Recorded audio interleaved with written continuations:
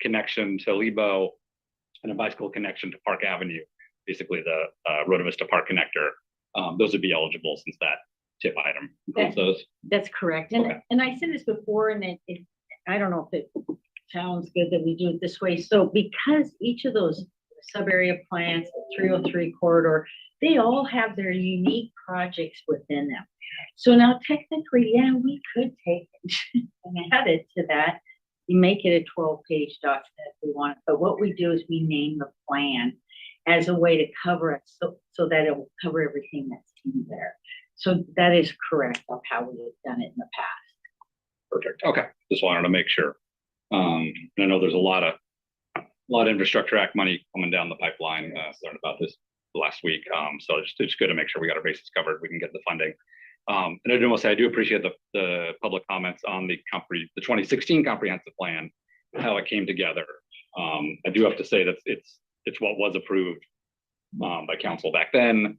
So it's what we have to work off. But I think it's great to do lessons learned as the new comprehensive plan is underway. We as a council now and staff have the ability to make sure that reflects the people's will. So excellent. So before I call the question, yeah. Just a couple of quick adds. One is that the reason all of the changes that come before you today are the result of the meeting yesterday. Mm-hmm. One of the adds is traffic calming, which is something that was in the 2016 comprehensive plan, but had apparently not made it to at least this tip. I don't know about previous tips.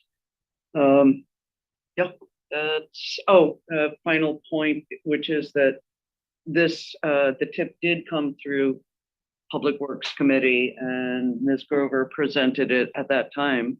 And I asked to see that as soon, as opposed to just a shared screen, to actually see it as soon as it was ready for distribution.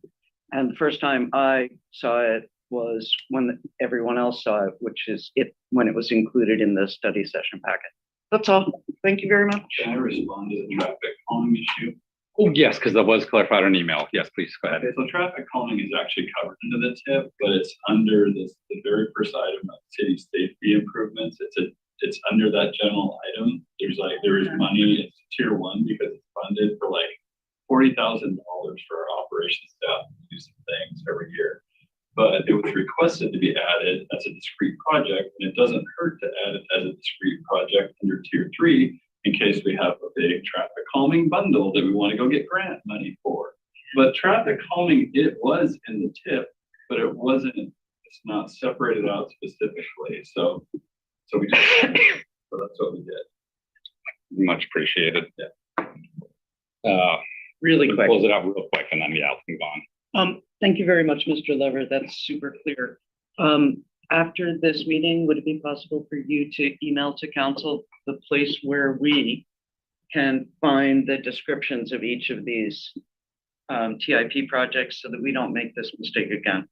No, it's in the comp plan and it's in sub-area. It's not one place for me to email it to. Okay. It's buried in multiple documents that have been executed since 2016. Okay. And before that, like the the non-motorized plan, I meant to say, and like the Skia sub-area plan. So these projects are salted through numerous documents and projects that went on, for years. So I can't give you one email to get, but I think it speaks to maybe something that we can improve in our comp plan process to try to get better clarity and scoping and description and cost estimating for projects that we want to prioritize in the comp plan process that Vicki is embarking on right now. Here you go. How's that? Okay. I promise not to speak anymore, so I'm not speaking. Would I be allowed just to make one comment? Sure. So, when people say, where we're at right now, it doesn't represent Bremerton right now, I agree. That's why we update the comp plan every 6 years. That's part of what that process is required by state law, because it does change. So I agree with you all when you say that, and let's put our new vision into the effort that we've got forthcoming very soon. So can't wait to have everyone's input. We'll be looking forward to it and counting on it. Excellent. All right, seeing no further discussion, I'll call for the question. Chamberlain, Yes. Fry, Yes. Dennehy, Yes. Michael never came in. Good, oh, Mochler, Yes. Younger, Yes. Coughlin, Yes. motion passes unanimously. All right, thank you, Ms. Grover. Thank you. All right. 1.5. Yes, let me take a quick 2-minute pause to consult with city attorney on one agenda related issue.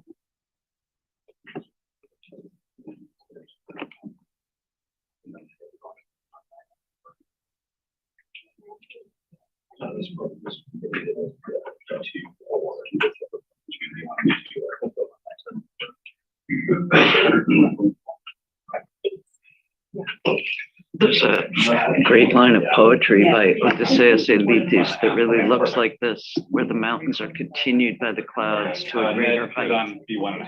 Yeah, but are we doing it now? No. So, Okay, so we'll, consultant, I think we're good. All right, we'll move on to item B1, which is long title. Retirement Plan Advisory Consulting Agreements with Decision Point Financial LLC and Spectrum Pension Consultants Incorporated as additional administrators of the city of Bremerton, amended and restated 457B Supplemental Retirement Program Plan. Human Resources Analyst, William Denton is here to present. Thank you. Hi, good evening, council. Evening. So I am before you to request to add Decision Point Financial as an additional investment option for our employees for their deferred compensation plan. I also have Matt Daly here and a consultant, so that he's going to be available to answer any questions you have regarding that plan. The reason I'm here is because it is in our deferred plan document that the legislative body has to approve new administrators. Okay, so that's why this is coming before you. So I have the fire union president actually reached out to me, was interested in this plan and asked that I look into it. I did. I did my due diligence. I got some references. South Kitsap Fire, Central Kitsap Fire, City of Bainbridge Island Fire, and the City of DuPont. The City of DuPont uses it for all their employees. So this isn't just going to be for the fire department, it's going to be for all employees to be able to take advantage of. There are no fees to the city. All the fees are, paid by the people investing in this program. The contracts have been reviewed and approved by legal. And I think that's it. Any questions I can answer, or Matt, we'd be happy to. Excellent. Council, questions or comments? Yes, Eric. So why are we switching? We're not switching, we're just adding one. So instead of having 3, we'll have 4. So Choices for the people. employees can choose from any one of 4 Anyone or all plans? 4 of them. Okay, Yes, so you're just adding to the. Yeah. Okay. Yep. So no one's being forced to Nope. go on to this, and Nope. they can read the documents and determine if the fee is competitive to the other 3 Yes, plans. sir. Mhm. And Matt has agreed to come and give presentations to our employees. Okay. So. Well, given that we're not picking one plan and forcing on the city, or you're just adding another one to the basket, Mhm. I don't have any issue. Yep, Quinn. And just to follow up on that, so for me, when I was at UW, I was in the state system. Now I'm in the Seattle city system that has portability. I also have the 457, which is Uh-huh. voluntary. Mhm. Is that what this is, like It is. It's above our- and beyond your Yes, normal? it's our 10%? 457B Okay. plan. Gotcha. All right, thank you. Did you have Answered. Okay, perfect. All right, any other questions, comments? I have none personally, sounds great. So everyone good with consent, thumbs up? All right, this will go on consent next week. Alrighty, thank Thank you. you so much. Have a good evening. Excellent. All right, I'm gonna insert an item B1.5 here. And did you want to, or Nicotai, yeah, okay. The project manager, Nicotai from Public Works, is gonna give a quick update on the Washington and 11th roundabout project. Thank you, Council President. B1.5, I like it. Let me pass these out. So I appreciate the opportunity to sneak onto the agenda tonight. I'll keep one. So last Wednesday, the council approved an award for the Washington 11th project to Northwest Cascade. The project, of course, has federal funds administered by WashDOT. So that was concurrent, and WashDOT was required to make that award whole. That language is included in the agenda bill. Unfortunately, as much as we'd like to receive that concurrence before we go to council, WashDOT was delayed in getting us a definitive response. And we got that response this Monday that they deemed Northwest Cascade non-responsive due to some irregularities in the proposal. So of course, as staff, we recommend award that's based on our cursory review. WashDOT's looking at a very specific set of forms, and unfortunately, they deemed that bid non-responsive. So what we're here to discuss is re-awarding the project to the new, I guess it would be the lowest responsible bidder, which in this case would be Active Construction. Active Construction has worked on numerous projects in the city right now, do a lot of similar type of work. Silver lining, their budget was only about $6,500 difference from Northwest Cascade from a financial standpoint. Very insignificant difference there. The agenda bill that I prepared had the similar language about WashDOT concurrence. We actually received WashDOT concurrence to award to Active Construction around WashDOT today. So good news there. So I guess what I'm providing information on is next week we're looking to bring this item forward to the board. Obviously, time is up to us with construction. So I'm happy to answer any questions. Kind of an unfortunate situation, but you know, that's kind of where we're at, and we'll keep the project moving forward as possible. Perfect. Thank you so much, Mr. Atai. And council, I approve this going on general business next week for discussion and vote. So if you have any burning questions at the moment, otherwise just an advance heads up of why it's going to come to us next week. Yes, sir. Is consent on the table? It's coming here to study session for presentation of the item. Turn to my city attorney. Is that okay? No. Okay. Yeah, because it'll be on the So it'll be consent agenda. Okay. Let me ask them, council, any comments, questions on this? So I'm personally found consent, but oh yes, I can. Sorry, it's just my curiosity that's getting me. What is the utilization certification form and written confirmations that we're in agreement? Sure. So the irregularity was on DEP forms and it was enterprise. The contract requires that the bidders submit with their bid a utilization, DB utilization form.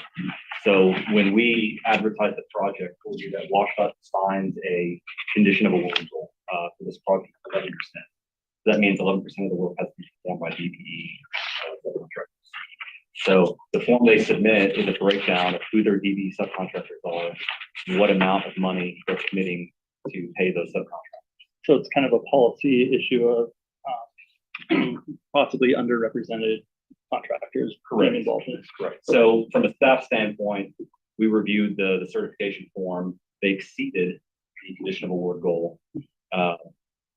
The issue was that there's secondary DP forms that are submitted that give a more detailed breakdown of the work that each DB subcontractor can perform. That's what WashDOT is like. So there was a total that was on the form provided with the bid that did not match the secondary certification form for one DB subcontractor. And even though they're meeting the goal, the way the contract is written, there's a regularity, and we will deem them non-responsive. Sure. And active, that's a good representation. And Absolutely.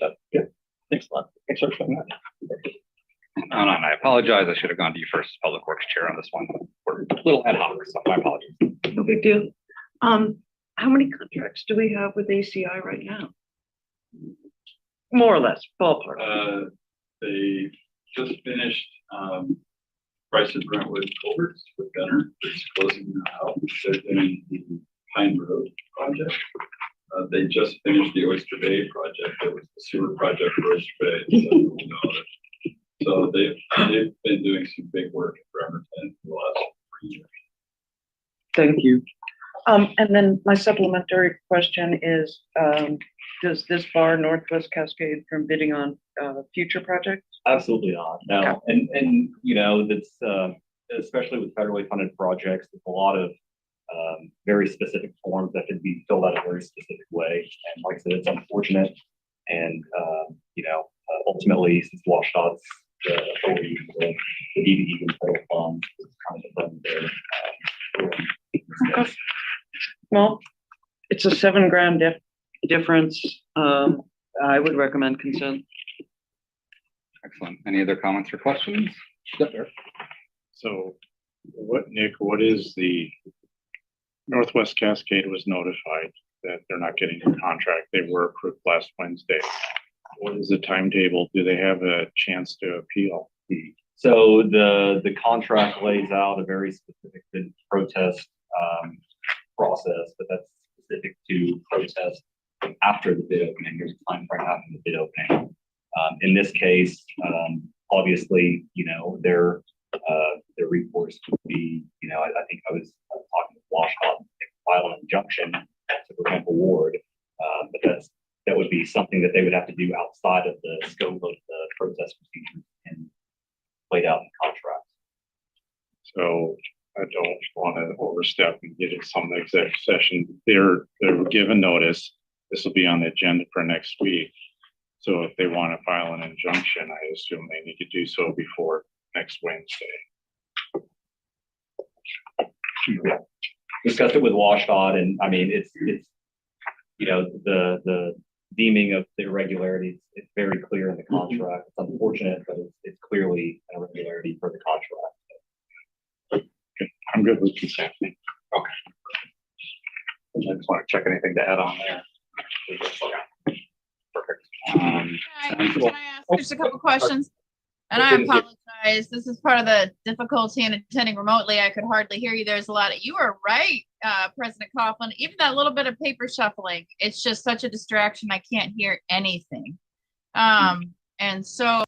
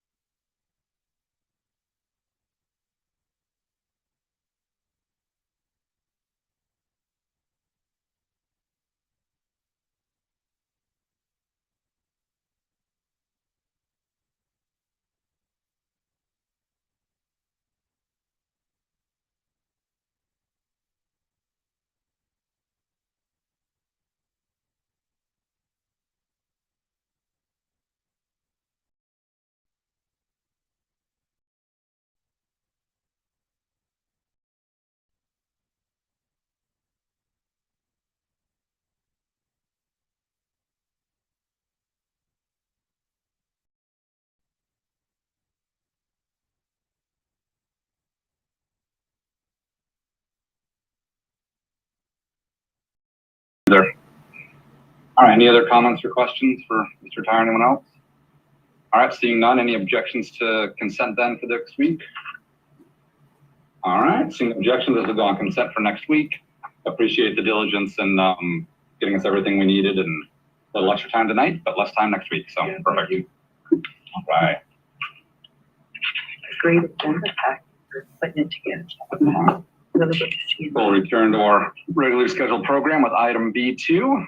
Managing engineer Gunnar Ferguson is here to present budget adjustment for the Pine Road Basin Stormwater Improvements Project, except it's not. It's Oh. engineer. Sorry, I forgot. City engineer Ned Lever. Welcome. I told Lori.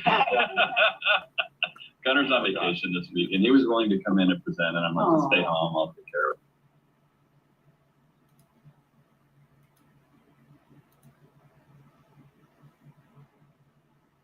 This is a pretty simple item. We've got the Pine Road Basin project. We have active construction on that project, and they're just getting to the point of getting through the pavement restoration and paving. We had $600,000 allocated to the project for paving, and 120 of that has been spent on design, and then there was 480 for construction, but that was for half of the roadway paving. After getting into the construction, seeing the impact of the roads, we'd really like to pave the whole road. So in order to pave the whole road, we need another $210,000 of budget to be able to do that. So this is an agenda item for a budget adjustment, and the $210,000 comes from TransCap, and it's the residential streets part of TransCap that it would come from, and from that fund balance, which if you want a number, you got to ask Mike Riley what that is, but it's my understanding we have plenty of TransCap fund balance to cover this. And then what we'll be doing is leaving basically almost new streets for those two residential streets. So that's what we're asking for. We need a budget adjustment, and that's where the money would come from. So I'm happy to answer any questions. Excellent. Questions or comments, council? Yes. This came through Public Works and we liked it. I was just wondering, under fiscal impacts, it mentions the residential street fund. Does that exist in some form? It used to exist, and now that's been rolled into the TransCap. And so Mike Riley, tell me when I need to be corrected. It's my understanding that it's been rolled into the TransCap fund, but it is constrained by like the TBD dollars or the CARTAB money that comes in for that is supposed to be directed for residential streets. How did I do, Mike? That was pretty good. Okay, thanks. I'd particularly like to compliment Public Works on their graphics that accompanied this agenda item. Those are really specific and impressive. Right, thank you. No further questions. Perfect. Yes, Jennifer. Hey, so, well, the budget adjustment just came through Finance and Parking yesterday, and we gave the head nod for it, just so y'all know. And I mean, and like Council, I just want to echo what Councilman Walker said. Like the pictures speak for themselves. There is some, I mean, there's no patching over, you know what? A giant, what is that? 5-7 feet deep? I can't even tell, but it's taller than a man or a woman who's working in there. And so thank you for taking care of my hood. That's all. Excellent. I'm just really glad to see road repair, you know, under another project. You know what I mean? Yeah, It's really good leveraging opportunities. So thank you for being proactive with that. And yeah, budgets are going up, costs are going up. So some of the other things we've done is that we closed sidewalk gaps and we added some ADA ramps. So it's not just paving that we added for the $600,000 that was originally budgeted. It's sidewalk improvements and intersection improvements in the neighborhoods too. So. Any other comments, questions? All right, seeing none, any objection to consent? Perfect. All right, this will go on consent agenda for next week. Much appreciated. Thank you. Thanks, Ned. Right. Have a good night. Good night. Next up, we got items B3 and B4, be presented by Water Utility Manager Cami Applebeck. Item B3 is resolution to adopt the City of Bremerton 2020 Water System Plan. Item B4 is resolution to establish water use efficiency goal for the City of Bremerton water.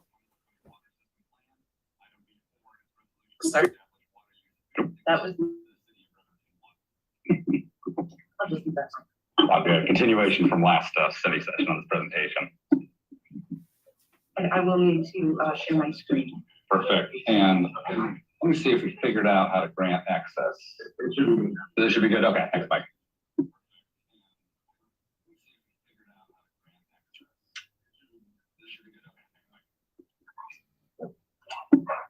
Okay.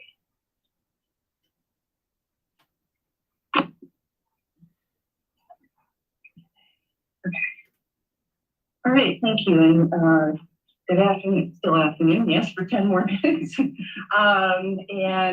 Just a reminder that these two items are coming forward as a pair. And last week, but last study session, we really spent more time talking about the water system plan update and just an introduction to water use efficiency goal setting. And I told you I would come back today with more a conversation around the efficiency goal setting. So that is the purpose of today's presentation. So water use efficiency goal setting is a requirement, one of the many requirements of the 2003 Municipal Water Supply Efficiency Requirements Act, otherwise known as Municipal Water Act, and the 2007 Water Use Efficiency Rule. And these regulations have some pretty comprehensive requirements. I've summed them up in this table here. The one I want to draw your attention to is the one that's highlighted in yellow. We are required to establish measurable water use efficiency goals using a public process. And this is normally done in conjunction with water system plan updates. So WAC 246-298-30 says goals must describe measurable outcomes in terms of reduced or maintained water production or usage, be set in a public forum that provides opportunity for consumers to participate and comment, and be reviewed by City Council, who will consider all comments received. At the beginning of June, we kicked off our public process. We posted public notices in the Kitsap Sun that ran from June 4th to the 6th. We also posted a public notice on the State Department of Health public forum webpage. We sent out social media notices on June 5th. We set up a kiosk in the lobby downstairs, which you may have noticed. That was set up on June 5th, and we will leave that up until a goal is in the water system plan is adopted. Right now, we're hoping that will happen on July 5th. We also created a dedicated web page and made these materials available to the public for viewing and commenting. We released a survey, both at the kiosk downstairs and online on that dedicated web page. That was available for the public from June 5th to the 16th. We then scheduled study sessions, June 14th and 28th. And then the official public forum will be the council meeting scheduled on July 5th. So to give you a little bit of history and background on water use efficiency for the Bremerton community, even prior to regulatory requirements, the city water system really emphasized water use efficiency in the early 90s. We started out with a program, and you can see that it was a very effective program in educating the public and reducing water use in the community. We've kind of highlighted as well where you see there's several peaks and valleys. That's to be expected with water use. If you have drought years, sometimes you'll have more demand than you would at other times. Starting in the 2000s there, about 2006, you see that there was this dramatic drop that can be accounted for just with efficient appliances or fixtures and whatnot, toilets and whatnot being available that really reduced water demand and just more effective education outreach. And of course, the economic downturn, we marked that there, and we all remember it seems a long time ago now, right? We've been through a pandemic, but there was an economic downturn in 2008 and 9 timeframe. And of course, so money was a little tighter. They were looking for ways to save. Likely they were watching their water use at that time. And since then, it's kind of been up and down. You see a peak where there was a warmer, drier summer, there was water use, but it's been pretty consistent that it's kind of bounced between about 137 to about 143 or 150. It's been stayed within that range. So overall, our community does quite well with water use efficiency. So I just wanted to share that. So based on our historical use and current use, and we proposed a goal of 160 gallons per day on a running 3-year average per single family household. And the rationale for that is that residents and homeowners comprise more than 92% of our metered connections, and they are the large portion of, or the largest target of our education and outreach. The current level of residential use is coming in average about 142 gallons per day per resident. Is excellent. And well below our previous goal that was set in 2013 of 180 gallons per day. The proposed goal does represent an 11% reduction over the previous goal, and to demonstrate the city's dedication to maintaining the conservation advances that we've achieved, and still trying to obtain a little bit of improvement. We can always improve, right?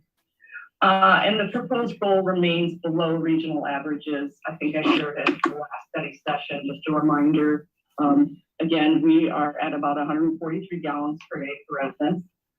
Kitsap County area is about 288, and Western Washington region is at about 220. So our community is doing very well compared to others in our area. So now I'm going to share the survey results for you. This is the public comment that we received. We had 29 responses to our survey. That was actually 2 more than we got the last time we did a survey. So we were pretty happy with the response. 20 of those were homeowners, 5 were business owners, and 4 of the responses came from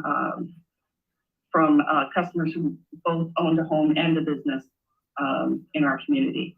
And on average, the customers that responded have been consumers for on average 13 years. So we had quite a spread though. We had everything from less than 1 year to almost 50 years.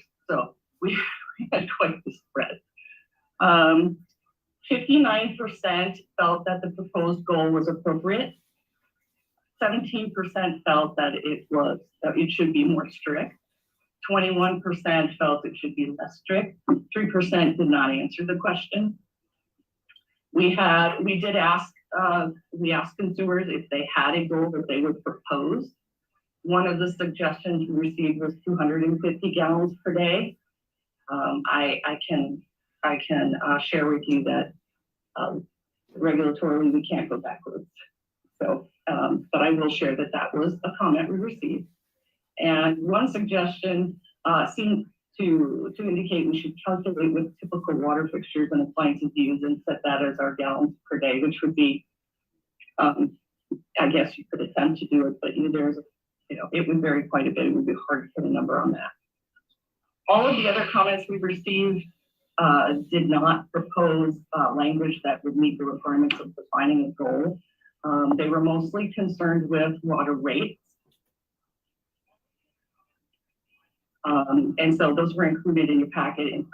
I kept them in the language in which we received them. So you see them without any touch up or any interpretation in it. You're seeing it just as we saw it, but there was concern about rate.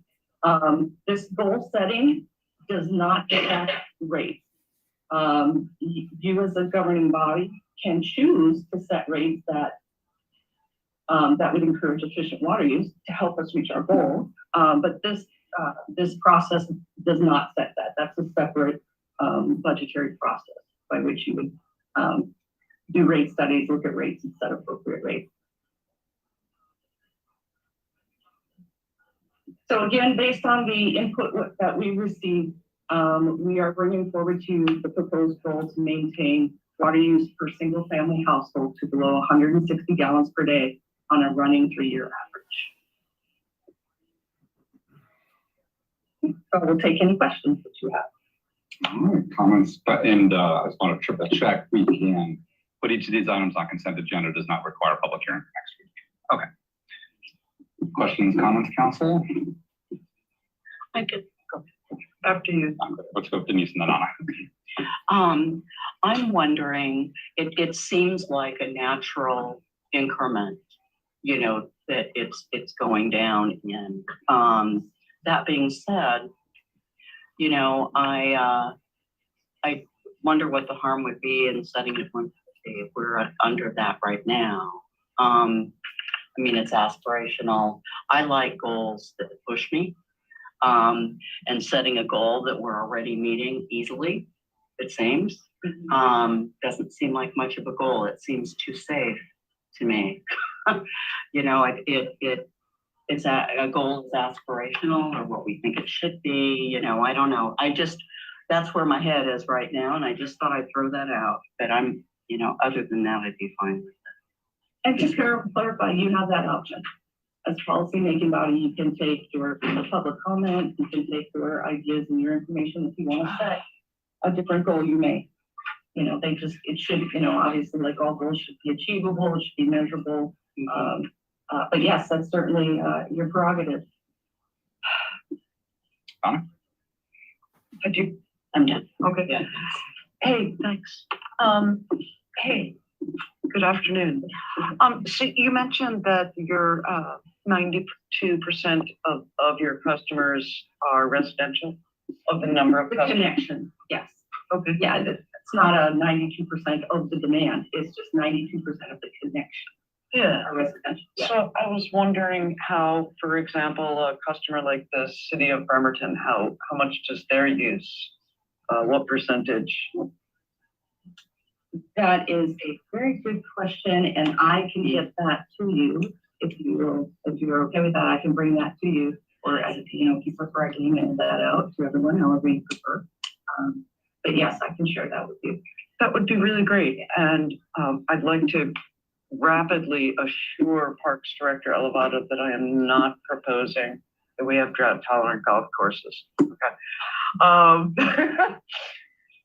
So, yeah. I would like to speak to that if you could. We have a very robust water conservation program in the golf course. All right, thank you. So I was wondering, the 29 people who responded to the survey, I noticed that I think over 10 of them, am I right there? I use rain barrels, 21% of them. So that's a pretty specific demographic. I was wondering why, since the water bill goes to water customers, why there was no survey included in that? Could you repeat the question? Sure. This seems like a very specific demographic, the 29 Yes. respondents. These are people that are geeky, if you will, about water use and water conversation. People who love the topic, which is great. But I was wondering why you didn't, instead of having an online survey, why you didn't perhaps put a survey in the water bill. So we did through the public notices that we put out early in June. We mentioned that it would be available in paper copy at the kiosk downstairs. And that table would stay set up for 4 weeks. So there was opportunity for those who are online surveys to come in and fill out a paper survey. And, we took all comment as we had received on our website. We had, submit comments here. So, but that is, the timing was such that there was no bill at that time to put it into that bill, but that is a good comment for next process. Okay, so almost done. Just a clarifying question. So the public survey, there wasn't time to take advantage of the monthly water bill? That is, I believe that is correct. Yes. Yeah. Okay. We did try to, that's why we tried to put out the public notice in the newspaper, which we find that the demographic that you're talking about that usually is more comfortable with more traditional methods of communication. Usually they're reading the newspaper. And so we thought that that would be the way to reach anyone who's not comfortable going online. Okay, yeah, I wasn't referring to any demographic in particular, just I figured people who use water get a water bill. Yeah. That was it. Thank you. Comes, Eric King. Marie King. The question I have is, what is the penalty if we're at 160 and we go over? Is there a penalty whatsoever? Not specifically, but we would have to explain. We do have a water use efficiency plan, and when we update that with our next water system plan, they would be looking for us to do some significant improvements. If we did not meet that goal. So a suggestion was maybe we bring it down. So I'm just kind of thinking maybe I don't want to bring it down because there could be some repercussion. The other ththing you mentioned that Kitsap County, I think you said there's like 220 gallons, something like that per household. Mm-hmm. What was the number? 288. Okay, it's pretty high. Yeah. And we're at less than 160, 143, Mhm. whatever the number was. Mhm.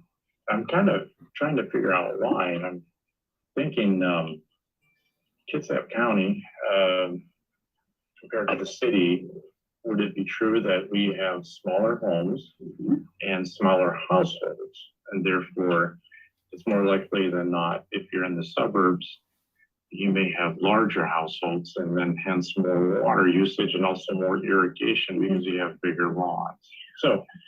So the reason I bring that up and why I'm hesitant to handcuff ourselves at this point, unless you think it's a great idea, to less than 160, is we have a whole bunch of new developments coming out with good sized homes, not big yards, goodness gracious, those days are gone, but big homes with arguably families. And I'm just wondering, if you lower it, I'm comfortable with what you have. So that's all I'm throwing out, and maybe see how this growth kicks in and see if it affects our water usage, and then go from there. We look at this in 3 years again. It'll be another 10 years. For the goal? Yes. Well, let me back that up. We can decide to do it more often. We can decide to come back and set a goal. Minimum, we update it every time we update our water system plan. And the other thing is that, as you know, more than anyone in this room, we have a wonderful asset where our water comes from. We are so, compared to other municipalities, we are super insulated from water shortages compared to probably just about anyone else in this state. I don't know if that's a strong opinion. I think that is factual, yes. So I'm comfortable with 160. We are doing our part. I'm good with 160. I was going to agree with Councilmember Younger. 160 seems fine to me. Specifically, because you already let us know what the reduction looks like, even taking into account climate change. So I'm comfortable with. I guess for future councils, I won't be there. Is there a possibility to add a prorated rate or a kind of penalty rate once people go over the 160 to have an economic persuasion to or incentive to keep them at that level? So again, for this process now, it's decoupled from rate setting, but that is an option when you as a governing body are determining what are appropriate rates, and if water use efficiency is on your mind, and as a whole, there are different rate structures that can not just like penalize big water users, but can reward those who are the intent today was not to do that. We did see that concern in the comments that is setting this goal going to penalize us because it is an average, right? It doesn't represent, it doesn't say every house has to meet 160. It says on average per single family residence. But if we ever got into a situation where, hey, actually climate change a lot more rapidly, we need to really buckle things up. That's something that future councils could do is split the rate like that. Okay. Yeah, this council or future council. Yes, that's your prerogative. Any other comments, questions?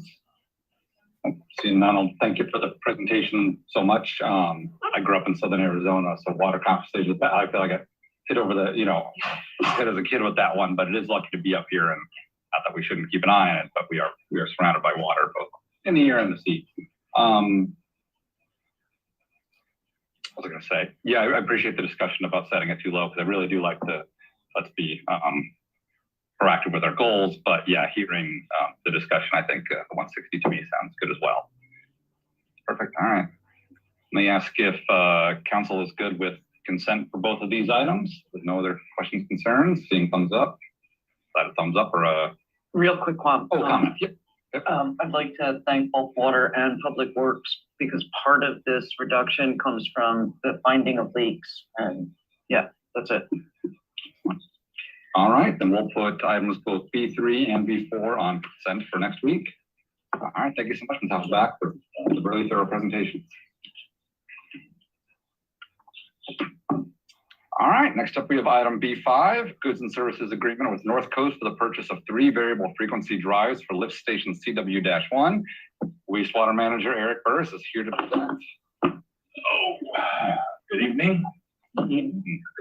Yeah. Good. CW1 staff was informed earlier, several months ago, that the existing VFDs will no longer be supported after July 2023. Wastewater staff procured a quote with the North Coast for 3 PowerFlex AI 755 VFDs and associated electrical components for the sum of $126,587.34, including applicable Washington State sales tax. The new ones are going to be a direct replacement for the old ones, just kind of like a real model. So that's all I've done. Any questions? Council questions, comments? So, I don't know if this came to Public Works or not. Yeah, please go ahead. Okay, go ahead, Eric. No, she has a question. I'm looking for the page, so. Okay. Okay, so that's what you just said, Eric. Sounds like a version of Full Time with Tim Allen. Whatever. We know what I'm talking about. That show hasn't been on for years, so. Some whatever model you said on that. Okay, variable frequency drive, I think is what you called it. Right. What are we talking about? So we got a pump that goes down to the pump station. Is that what you're talking about, or is what's going on? So this is a somewhat of a controller. What it does is it allows, it's kind of a cruise control for a pump. Without a variable frequency drive, you set your set points for low level, high level, and the level will come up to the high level, the pumps will come on, bring it down that, and then it'll shut off. Yeah. The variable frequency drives allows that to keep it within that zone for as long as it can. And that what that does is the stopping and starting of the pumps is part of that, electrically, mechanically. So this cuts down on that, extends the life of the pump, is more efficient. It's just better overall. So did that answer your question? Yeah, no, that's just the pumps. Yes, I'll ramp it up or down based on set points. Kind of like people have fancy air conditioning or heat pump systems. They have similar things where they'll go on and then they'll stay constant. And that's cycle on and off. You don't want to go on and off. So I get it. And so you're going, so you mentioned that North Coast, the current ones no longer be supported. How long did you have them in operation? They have been in that approximately 15 years. 15 years. Is that, so I'm thinking like in the software world, you got Microsoft saying we're no longer supporting Windows 7. You need to buy a new copy of Windows. Ka-ching. So do we have a similar situation with North Coast? Are they saying you can't get parts for them, or what's That's exactly what they're saying. After July, they're not going to make any more parts for them. And something on these cooling fans, something as simple as cooling fans on these things can sully the whole process. And something as simple as a fan will no longer be available. So that kind of puts us in jeopardy. So what is the business practice of your North Coast competitors? In other words, do they support their VFDs for a longer period of time? Because you're going back to North Coast. So begs the question, why? It's gonna be about the same with any vendor you deal with. We go with North Coast because number one, it's a local vendor. Allen Bradley is a well-known, product. They've been good to work with, good support, getting parts, and in this case, letting us know, look, we're not gonna make these anymore. Some vendors will not do that. Okay, so just to be clear, it's Allen Bradley is the name of the VFD and it's North Coast is the vendor. Yes, correct. Okay, and you're saying other VFD suppliers, people that make, companies that make them, they have similar sales practice and not supporting things after 15 years? Yeah, it's, and some a lot shorter than that. There's, in that industry, there's been a lot of, I'm trying to say consolidation. Yeah. And, so Allen Bradley's a pretty safe bet. Okay. And your other controllers are all Allen Bradley, or, because I know you were trying, for your pumps, you were trying to get all the same brand. Correct. Are you doing the same thing with your VFDs or what's going on? Any other stations that, we're going to do, we're going to put in, we will want to put in Allen Bradley's. If there are some stations that interchange, we don't have to worry about a different brand. And it just, like I said, a local vendor as well, that's another great thing to have, because they're right there. We can go talk to them face to face if we need to. Did I answer your question? I kind of. Yeah, and then I'm also wondering, you said, well, there was, I don't mean, but that's kind of kind of fascinating.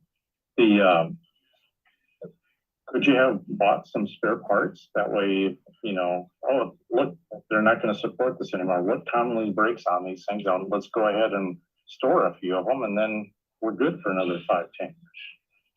Does that cross your mind? I assume that has crossed my mind, and we might do that with some other stuff. But in this one, like I said, at the end of the lifespan, and I don't know if any are available right now anyway. So this is just kind of a preemptive strike, trying to be proactive instead of reactive. Yeah. No worries. People talked about their sewer bills, you know, it's like, well, let's ask the question. So, okay, that's all I have. Thank you. Excellent. Any other comments, questions from council on this one? Quinn? Just wondering what Fund 454 is. That's in our CIP. We have a specific line item for this sort of thing. Perfect. All right. Thanks a lot. Excellent. Well, Anna. Thanks. So the West Side wastewater treatment plant is doing an update, and there's 8 small projects associated that you brought to Public Works in May. Is this change going to affect any of those projects? This is independent of those projects. That's it. Thank you for finding somebody, and I echo Councilor Younger's suggestion of like stocking up on some spare parts this time. If you can get council to approve that. Right. Thank you. All right. Well, thanks so much for the presentation. And I know this came to us because it's over the $100,000 limit, but appreciate all the documentation and the sole source justification, and great question and answer. So nothing from me except to ask council if consent is good. Any objections? Seeing none, this will go on consent for next week. All right. Thank you so much, Mr. Burris. Thank you. Moving right along, we'll go to items B6 and B7 with presentation by Fire Chief Pat McGaney. B6 is Technical Rescue Mutual Aid Interlocal Agreement, and B7 is Intergovernmental Agreement for Emergency Management Assistance Compact and Pacific Northwest Emergency Management Arrangement. Welcome. Thank you. Both of these items are just renewals. This first one is our ILA or interlocal agreement for the technical rescue team. And the big change with this one is the cost has gone up to participate in that to $6,000 a year, which we'll be able to make that adjustment in our budget, just with cost of supplies and everything else that has gone up. There are some other language in there that has been cleaned up to make it clear who's the tech rescue team reports to, which is the fire chiefs. That's the big issue with this one, is just the cost going up. And that's it. Did it go through public safety? You could always ask a question. No, we're Okay. meeting Next week. Okay. No, these both came. Oh, these. These two came, yeah.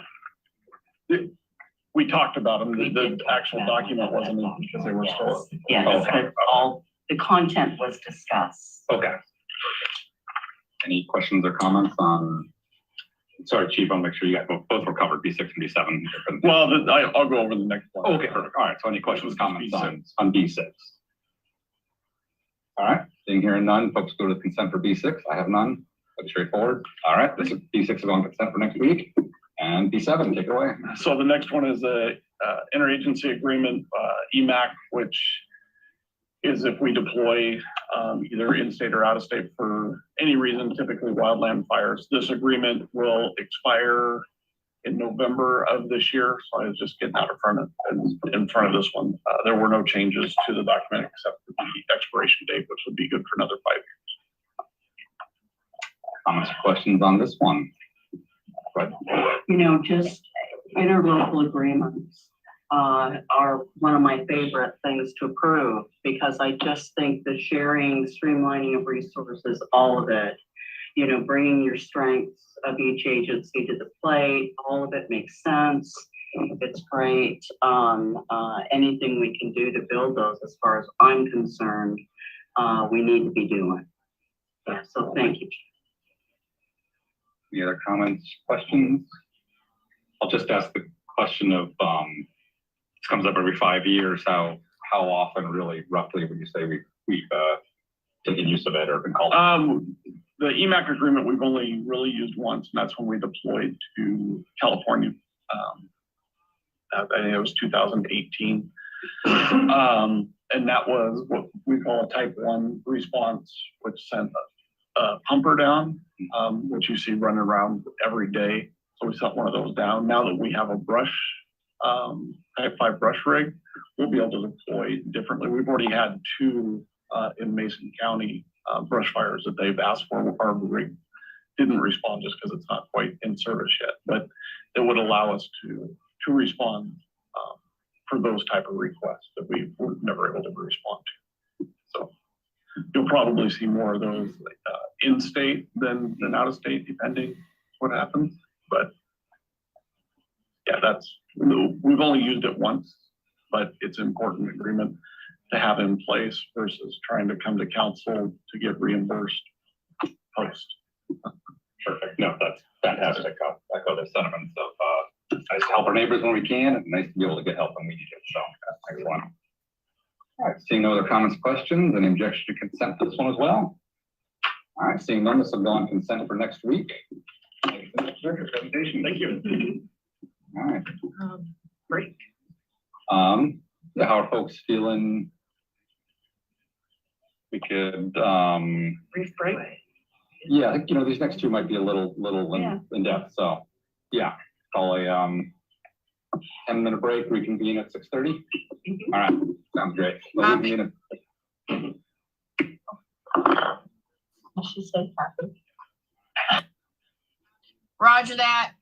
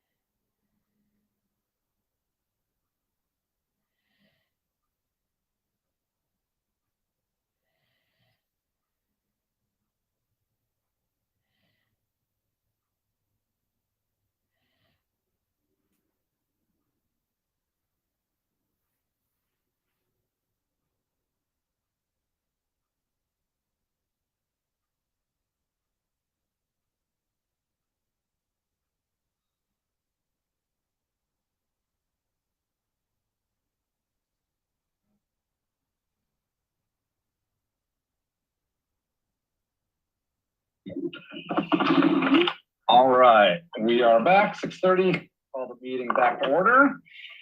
And we are on item B8 with City Attorney Kyle Finnell and Assistant City Attorney Michael Rea are here to present information-only discussion regarding proposed updates to BMC Chapter 9.32 entitled Unauthorized Camping. Thank you. So I'm going to direct your attention in your packet to the publication prepared by MRSC and the Association of Washington Cities entitled The Homelessness and Housing Toolkit for Cities. It's the 2022 version. This is a periodic publication, and this is the most recent one available. For me, I downloaded the packet from the website, and it's at page 33 for me. And I did not include this as a mistake. I included it in its entirety because I think it's a really good visual reminder of what we're here to talk about and what we're not here to talk about tonight. And so you'll notice from the table of contents, it starts at page 135. Okay. And I'll give you guys all a chance to get there. This is a large document. There's approximately 60 pages, and it's divided into, there's an introduction, there's a section on funding, there's a section on homelessness, there's a section on affordable housing, tenant protections, and innovative collaboration, and then, of course, their acknowledgements and stuff. But the reason I wanted to include this is because if you'll notice, homelessness and the limits of enforcement under homelessness starts at page 8 of the publication. Is just one little line in all of these different topics. And a reason I'm pointing that out is that to sort of focus the conversation on the council's task of amending this ordinance. And as a kind of also a visual reminder that there's a lot of other work being done that you've undertaken, that you've supported with regard to these other issues, and that this discussion of the ordinance is just one piece of the entire process for affordable housing and addressing homelessness in our community. I certainly encourage you to all take a look at the publication in its entirety if you haven't read it before. But for the purpose of tonight's discussion, and as we go through this process of updating the code, we're really only going to be focused on the pages that are talking about homelessness and the limits of enforcement, and that starts at page 8. So if you could kind of go to that section, I'm going to talk about why we're here tonight. And I feel like this is a pretty good explanation of what's going on. You'll see when you get to the page 8 of this publication, it talks about various topics. And the first one that you see right there in bold is Martin versus City of Boise. That's a Ninth Circuit case. We're in the Ninth Circuit, state of Washington is. The Ninth Circuit declared it unconstitutional for the City of Boise to enforce its ordinance prohibiting camping in public places against people experiencing homelessness at times when there was no shelter space available. And so that was a case that a lot of cities on the West Coast, including, all the cities in Washington, were certainly taking note of, because that ordinance that Boise had was very similar to ordinances that are in place all across the country. And so that's what the court ruled was unconstitutional. However, the court did set some limits on the scope of its decision. And if you notice right there in the middle of that page, it goes into a list. It goes 1, 2, 3, and that's really what I want to talk about. There's 4 things. It doesn't cover individuals who have access to adequate temporary shelter but choose not to use it. So the focus of the decision is on involuntary houselessness, homelessness. It is not, the scope does not extend to people who simply are making that choice to not access temporary shelter. Additionally, when shelter is unavailable, an ordinance may prohibit certain things at certain times or in certain locations. And we're going to get into that later when Michael talks about what other cities have done in response to this. Additionally, an ordinance can prohibit obstructions of the right-of-way or erecting certain types of structures as a part of an ordinance. And that an ordinance is consistent with the Eighth Amendment, and whether it is will depend on whether it punishes a person for lacking the means to live out the universal and unavoidable consequences of being human. And that's the quote from the Ninth Circuit. The city of Boise did petition the Supreme Court for review. That was declined, and so the Ninth Circuit law stands. There was another case that is not mentioned in this that came out more recently. It was at the end of 2022 that reinforced a lot of the holdings in Martin v. City of Boise. And it's my understanding that they have petitioned the city in that case, which is Grants Pass, has petitioned for additional review by the Ninth Circuit, and the decision has not been made on that yet. So more to come, but in the interim, really what we're here to talk about are these 4 points. And that's kind of going to be the focus of this exercise of at what point are we going to limit the use of the public areas, public right-of-way, parks, that kind of stuff, public property, public space, and how it interacts with those who are experiencing homelessness. I did want to just, if you go on to the next page, and this is at 145, there's also discussions on searches, on vehicles. I'm not going to be touching on that too much, but I did want to draw your attention to panhandling regulations, which is it's my page 146. You might recall that last year we did deal with this already. We repealed our section that we thought was not in line with the holding in Willis. And so the council has already been undertaking this work.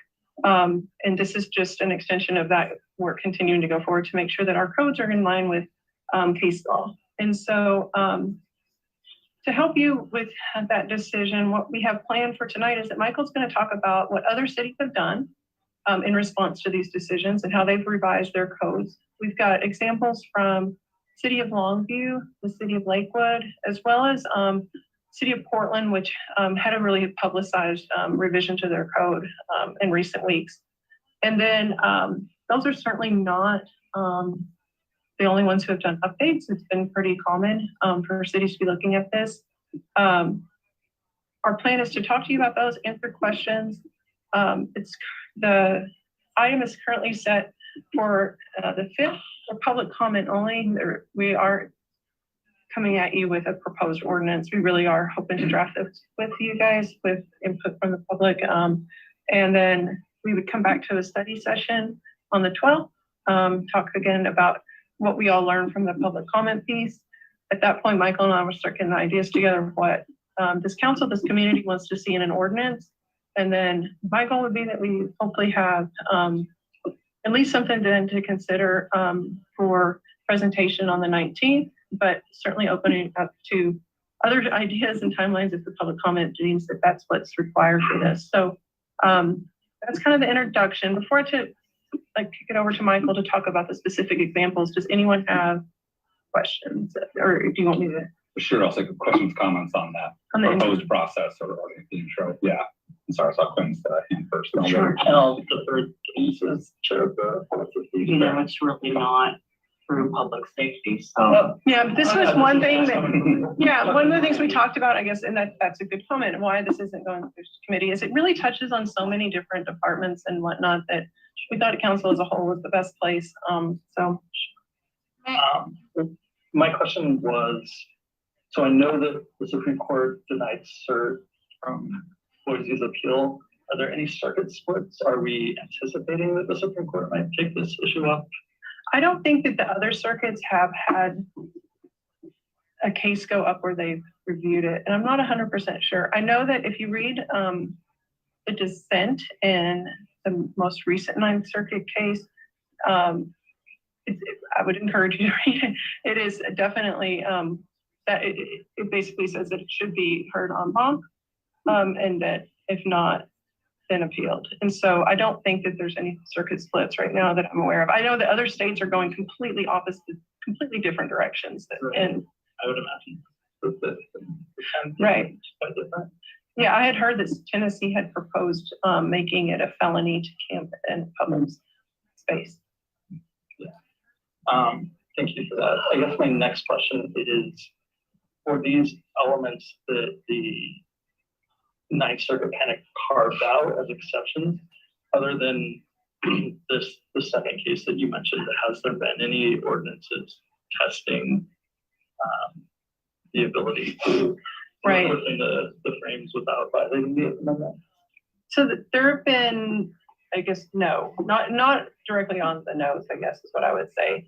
The approaches are definitely locally crafted. And so what I haven't seen is like a model ordinance come out, which sometimes there are, like, for example, when the Supreme Court decided Reed v. Town of Gilbert and required basically every sign code in the country to be amended, there was, you know, it was a local process, but at the same time, there was kind of a model ordinance. I haven't seen that. This has definitely been each community sort of looking at their situation and what works best for them and crafting an ordinance to go along with that. And you'll see from even looking like Lakewood and Longwood View, which aren't even that far apart, right?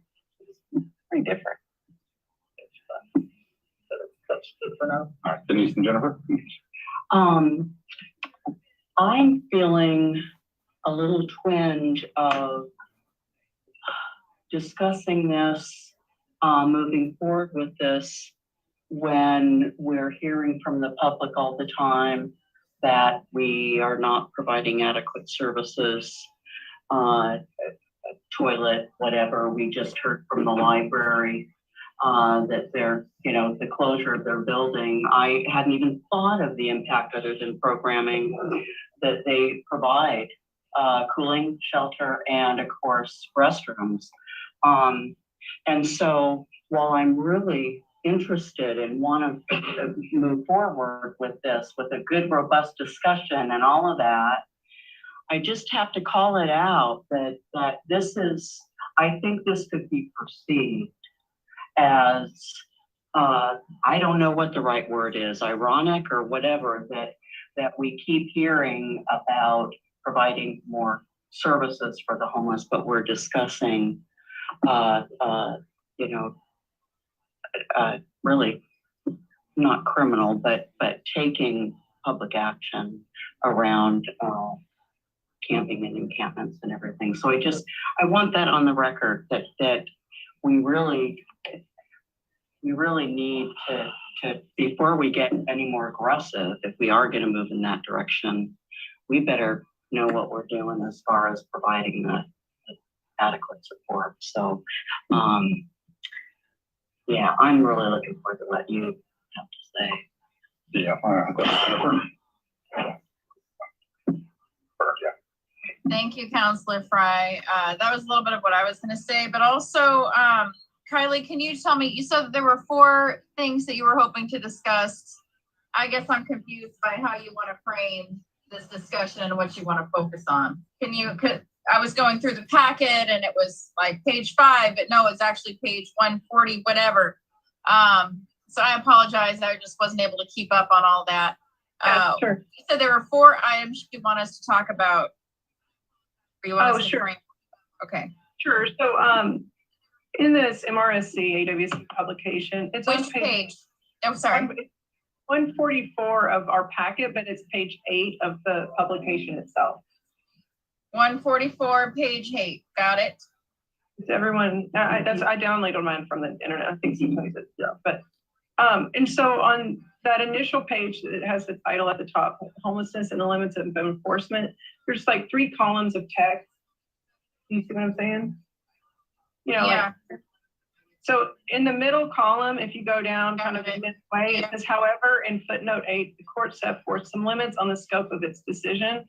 And these 4 elements are where cities are adopting codes that are in harmony with the decision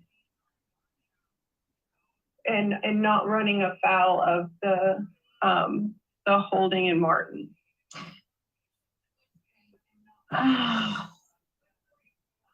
I am just so hesitant to even have this conversation because we have not even, we don't, I mean, I'm just speechless that we haven't figured out services or that like our administration hasn't figured out how to have shelter space, like where, and I mean, like, I get that there's like some sanitation and some nuisance like going on and that there are actually houseless individuals who are being preyed upon, but I just don't even, I feel uncomfortable having the conversation without having additional resources in place for these folks. Okay, but I see where you're talking about. Thank you for directing me to the correct page. I'll continue my thoughts later. Thank you. And just one thing before we continue, from my end, looking at the current Bremerton ordinance, so I just want to make sure I got it correctly, that the current ordinance as it exists in Bremerton is basically no camping anywhere, anytime, for any reason. And so no matter what action we take, it would be a more lax policy. Right now, our code prohibits camping anywhere all the time. That's not okay. And what the Ninth Circuit is saying is that you can't have a blanket prohibition anywhere all the time. You have to specify, you can, however, specify certain areas as being no camping anytime, or you could do a time restriction because the Ninth Circuit focused on the act of sleeping, not just, and Michael will talk about that. Portland kind of took that approach recently.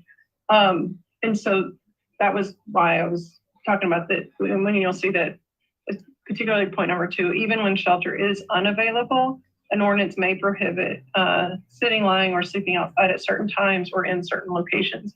And so that mix of times and locations is where certain cities have revamped their code so that it is not as broadly prohibited and instead is narrowly tailored to the uses in their community that they've identified.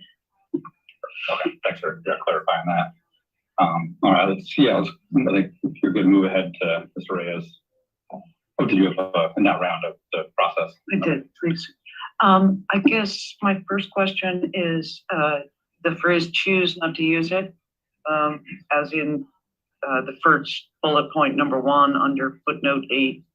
It does not cover individuals who do have access to adequate temporary shelter, but choose not to use it. We have a great many situations in the city of Bremerton where it's determined that those who are undergoing a behavioral or mental health crisis are not considered competent to make a choice of, for example, to stop screaming, so on and so forth. So I'm wondering about how that relates to this. Sure. So I think what you're asking about is would the court take into consideration a person's competency in determining whether or not their exercise of not going to shelter? And I don't think in the analysis that the court was looking at and in the choosing not to, didn't specifically look at that element. It was more about whether or not the person had a place that they could go. And if they did, then the city was then at that point, I guess, able to enforce their ordinance against that person, because the 8th Amendment, so it was not implicated when the person had a choice in the matter. It was the lack of shelter space and having no choice but to go to sleep where they stood or where they, because there was no other place for them to go. A separate issue though would be if I guess free from the 8th Amendment restraint, the city then prosecuted that person, their lack of competency could then be an issue in the criminal prosecution that would result in a dismissal. And so that is certainly a possibility, but it's also, I don't think that the issue of competency, it certainly wasn't what the Ninth Circuit was looking at in this context. Okay, thank you.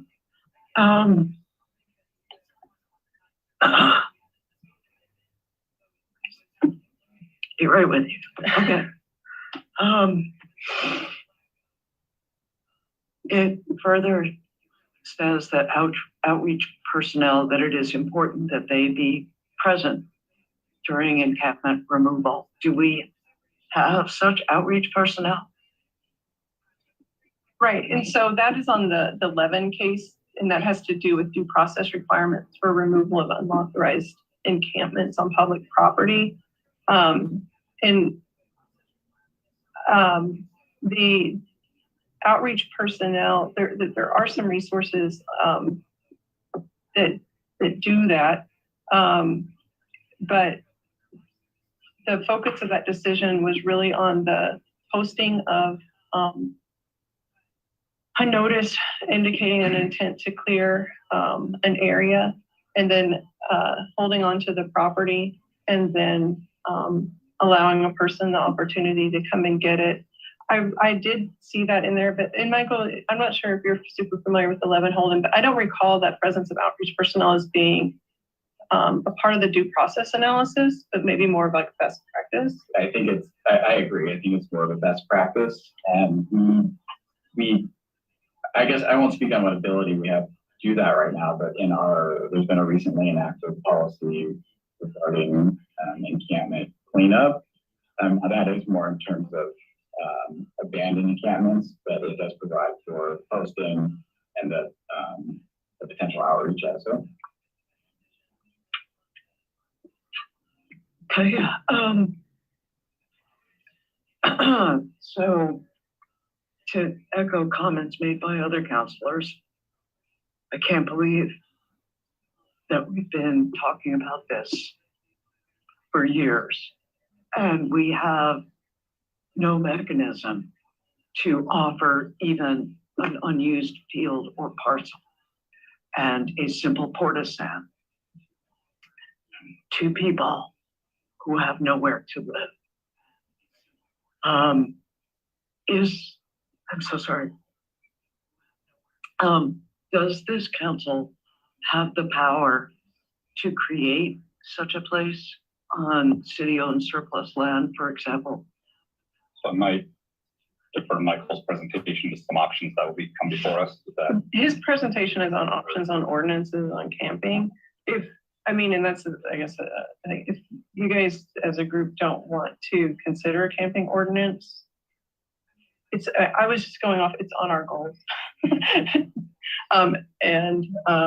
Creating like if you look, this publication actually has sections on safe parking programs, authorized mitigation sites, micro shelters, hotels into housing, tiny houses, all this. So like if the council if the council wants to not do this, then I'm just trying to tell you that those are on, that's what I'm talking about. Like the camping ordinance is just one little piece. But there are obviously other things. If you look, Bremerton's even on here on page 45, like we got a nod from this publication for Pendleton Place, which is like 70 beds. If I could add to that, Heather, and Council President Coughlin, you previously raised what our current ordinance says. So on its face, that the ordinance is potentially problematic. And so that, I think that's a big part of the reason to at least make some amendments to it, so that it is in line with this newish case law. Can I just? Yeah, you fill the floor. But So is the answer yes? I'm sorry. Sorry. Does this council have the power to create a place perhaps on city-owned surplus property where such a tent city or the pallet housing that's being used in Everett, does this council have the power to create that? I think the council would have the authority to dedicate like budget funds to that. There's nothing currently in the council budget to do that. If you look at some of the examples in the publication, it gives some estimations of what the cost of running those programs are.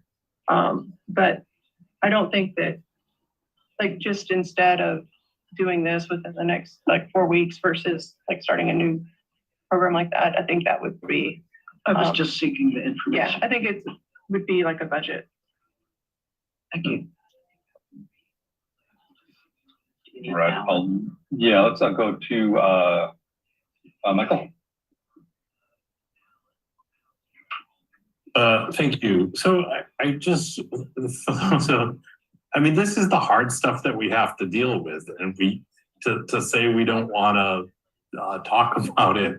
I don't want to talk about it either. And, you know, we also have folks, residents and business community owners also asking us to, you know, solve some of these problems. And I also just want to make a note that, like, Bremerton's not the only place that's struggling with this, right? Like, this is not something that we've sort of, you know, dropped the ball on or something. This is something that, you know, is rampant in a lot of communities, and more so in the communities that care about homeless, unhoused folks.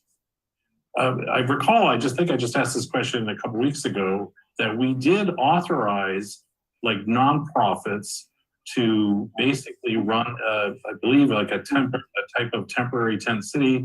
And wasn't that for like 180 days or something? Yeah. So I mean, so that is a solution. Nobody's stepped up to take that, and maybe we have to look at that. But I mean, to not get too far in the weeds, we're not going to solve in any meeting, any study session, we're not going to solve the whole problem. So what's in front of us right now is whether somebody should be able to camp in a public park for 24 hours. And you know, we know that our current BMC would say no, and we know that our current BMC disagrees with the Ninth Circuit. So we're saying, okay, you know what? If you need a place to sleep, you can sleep in the park at night. But during the day, it's going to continue with its desired use, which is, you know, playgrounds and families and whatever. And it sounds like the folks could hang out in the park. They just can't sort of set up. Well, you know, that's not perfect if you're living in a tent, but it's I think a decent compromise. And you know, again, we just have to look at the little piece of this problem that we're trying to solve, and really just focus on the issue that's in front of us. And there's we do this sometimes where we just start to try to fix the whole big problem, and you know, the scope tonight is smaller, right? So anyways, it's hard. I wish we didn't have to deal with this. I wish this wasn't a problem in our community. Anyways, so thank you for your time. Since we've done a round on this, can I look for a thumbs up from council to let Mr. Rea continue with his presentation before we do more discussion? All right. Jennifer, does she still have her hand? Yeah, well, we've done one round, so I'm looking for consensus to move on to presentation before we have more I'd like to hear discussion. I'd like to hear Vice President Chamberlain's comment. Michael and Eric to either thumb up or thumb down because it's a majority body. Eric, Michael, thumbs up or thumbs down to hear Michael's presentation before more discussion. Hear the presentation, please. Okay. All right. I got majority. Yeah, let's get the presentation. Right. We'll Thank do you. discussion. So, yeah, we thought it would be useful to look at what some other jurisdictions in the Ninth Circuit have done in response to this as well.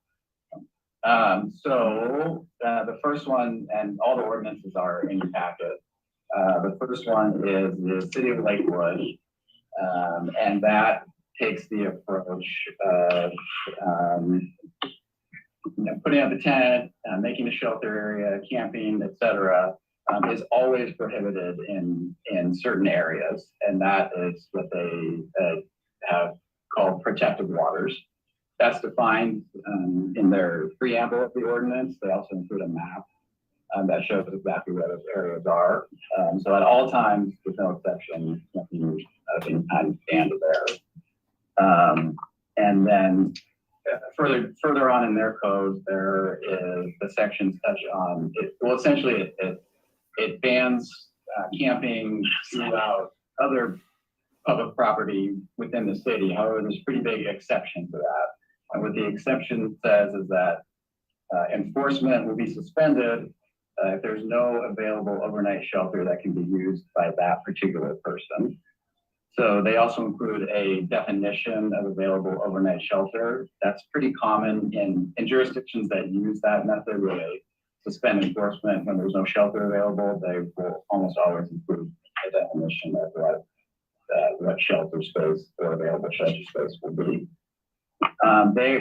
As far as penalties go in that ordinance, there's no warning here, but the penalties do increase as the offenses increase in number. So for example, the first offense is there's no mandatory minimum penalty, but as it goes on to a second, third, and subsequent offense, it looks like there's a little bit of mandatory jail time as well as mandatory fines.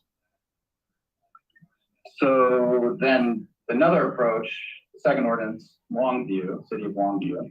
I just want to take a pause right there just to temperature check everyone. So when we went back to that, what I was talking about, the Ninth Circuit said that there can be basically time and place restrictions. Lakewood is an example of a place restriction. So Lakewood took the approach that their protected waters, which are places that were for critical habitat, wetland type areas, that they were experiencing pollution related to illegal camping and was harming those areas. So they took the approach that those were going to be off limits all the time without regard for whether there was shelter space available or not. Then every other place in the city was only enforceable, or every other place that's in their code is only enforceable if there was shelter space available for that person. And that's where it gets to that element of it being in the choice or not to the choice of the person. And so this is, I was included just as an example of a city who did a location-based restriction and did they chose critical habitats and things like that as the place that they were going to protect all the time from illegal camping with regard to shelter space. So I'm just kind of summarizing it, going and tying it back to what I started with and looking at those things. And so, okay, next one. Yeah, so Longview would be the time restriction. So what they have done is between the hours of 6:30 a.m. and 9:30 p.m., no camping is allowed, and they list a variety of locations. It's pretty extensive. It includes any park, any publicly owned or maintained land, parking lot, or other publicly owned or maintained area, and also any city street. So I think you'd probably be hard pressed to find any area in the city of Longview that allows camping inside of those 6:30 to 9:30 hours.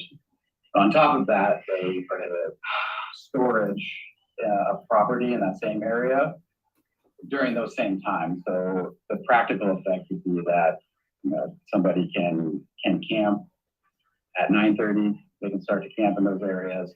By 6:30 a.m., then they would have to move all the things out of there and move them to a different location. So that would be the practical effect. The Portland ordinance, obviously not a Washington City, but it's still in the Ninth Circuit. And so that kind of takes a combination of all of those restrictions. What they do is they also have hours that camping is not allowed. That is between 8 a.m. and 8 p.m. But on top of that, they have a variety of areas that camping is never allowed in. The use restrictions they have, so and there's potentially would be a lot to go through there, but that page and a half press release from the city does give a pretty good synopsis of the changes that they've made. And they restrict things that are, I think that they've deemed that are related to safety, so open flame, human waste, things like that. They have a section on penalties that, so they're trying, what they're doing is taking a kind of a phased in approach. Evidently, this is actually very recent, in the last several weeks.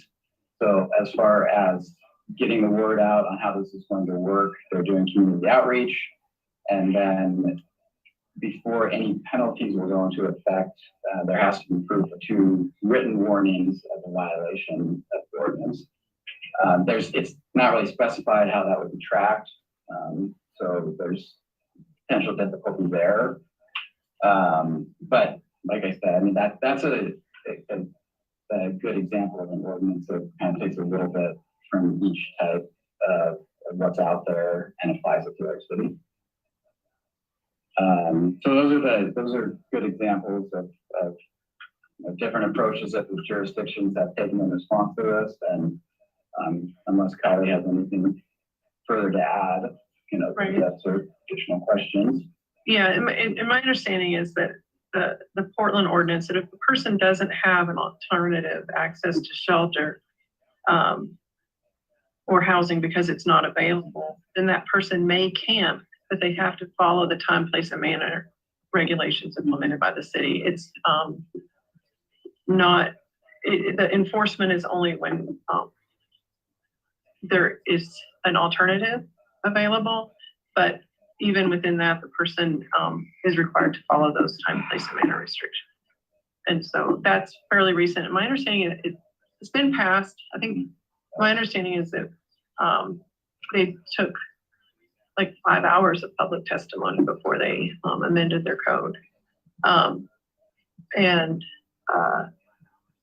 It is supposed to, I think, start next month or this month. Next month. I think, starting outreach Now, I think it's outreach. And the earliest enforcement will be in effect is the end of July.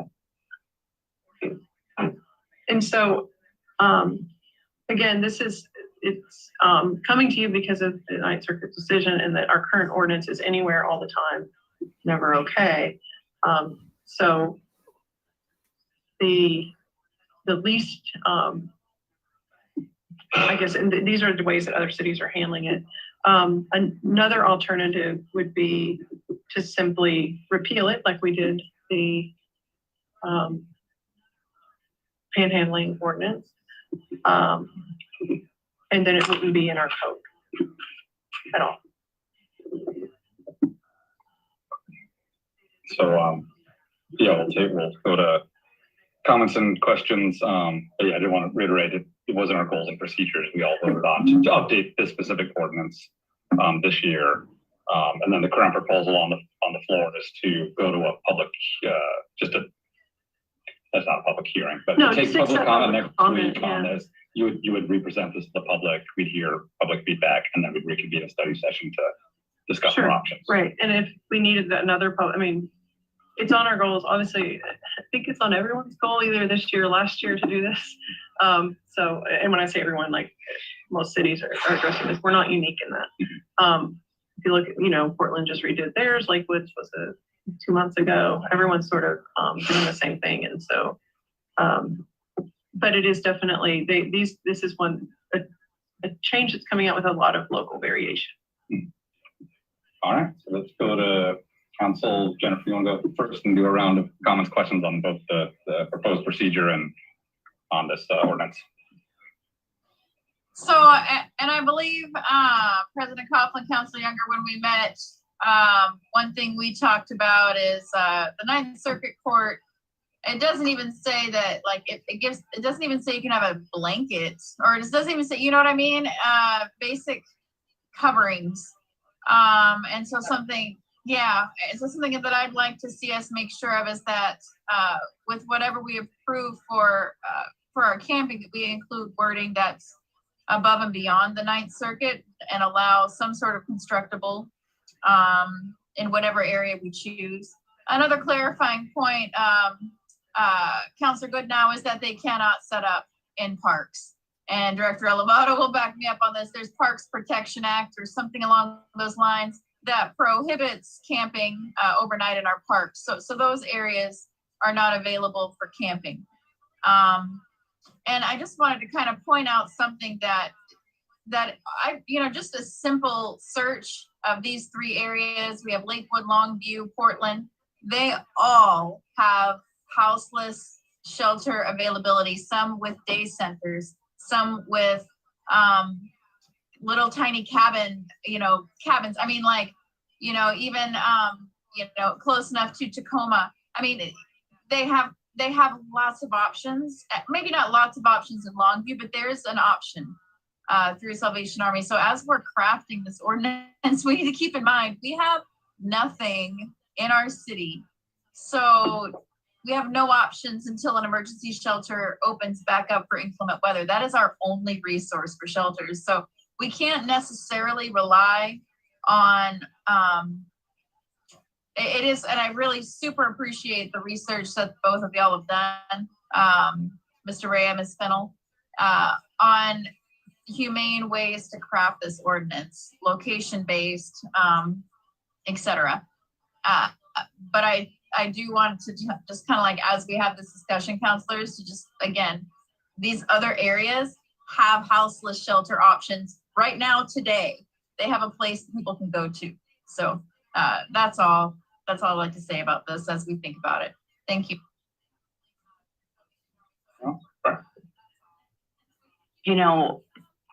Me bringing up the lack of availability of the bathroom for the folks out on MLK, public perception is critically important.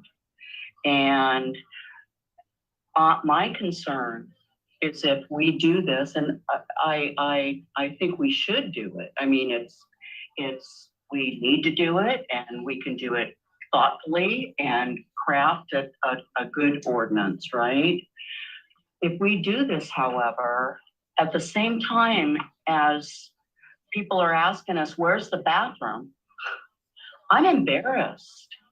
I think it sets us up for some accusations of having our priorities in the wrong place. And it's easy, it must be easy to clean up an ordinance and really hard to get a porta potty. And I don't believe that's true. And if it is true, it should not be true. So this isn't for your department, Kylie. This is for the administration. Fix it. Fix it. Do something so that we can at least say we're doing something at the same time as we're doing something. If we do, and we're going to do this, it's going to trigger, I promise you.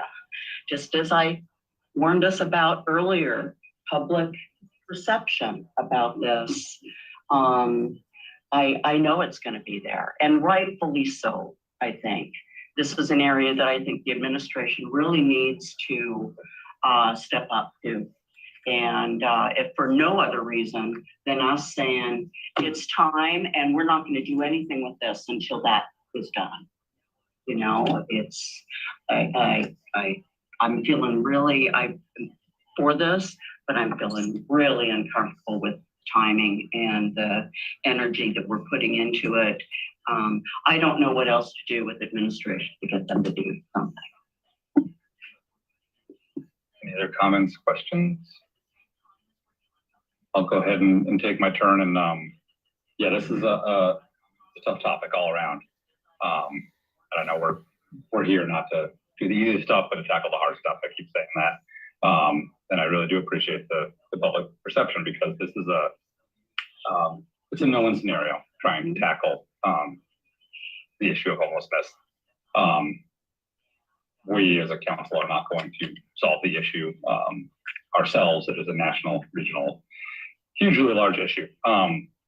That said, I think we have identified some fantastic goals for our year in terms of affordable housing. We've allocated $500,000 for affordable housing just recently. We've been working with KCR and partners. I think the council has put a lot of priorities there. I do appreciate, though, the specifically talking about the MLK area and toughness there. And yeah, as a council, we can do budget and some policy, but for the day-to-day operations, we're if that's the administration. I really like the idea of just going and getting feedback from the public specifically on updating this ordinance. I personally will reiterate that no matter what we do, it is going to make our current ordinance less draconian, put it that way. So no matter what we do, we'll be more friendly to folks experiencing homelessness.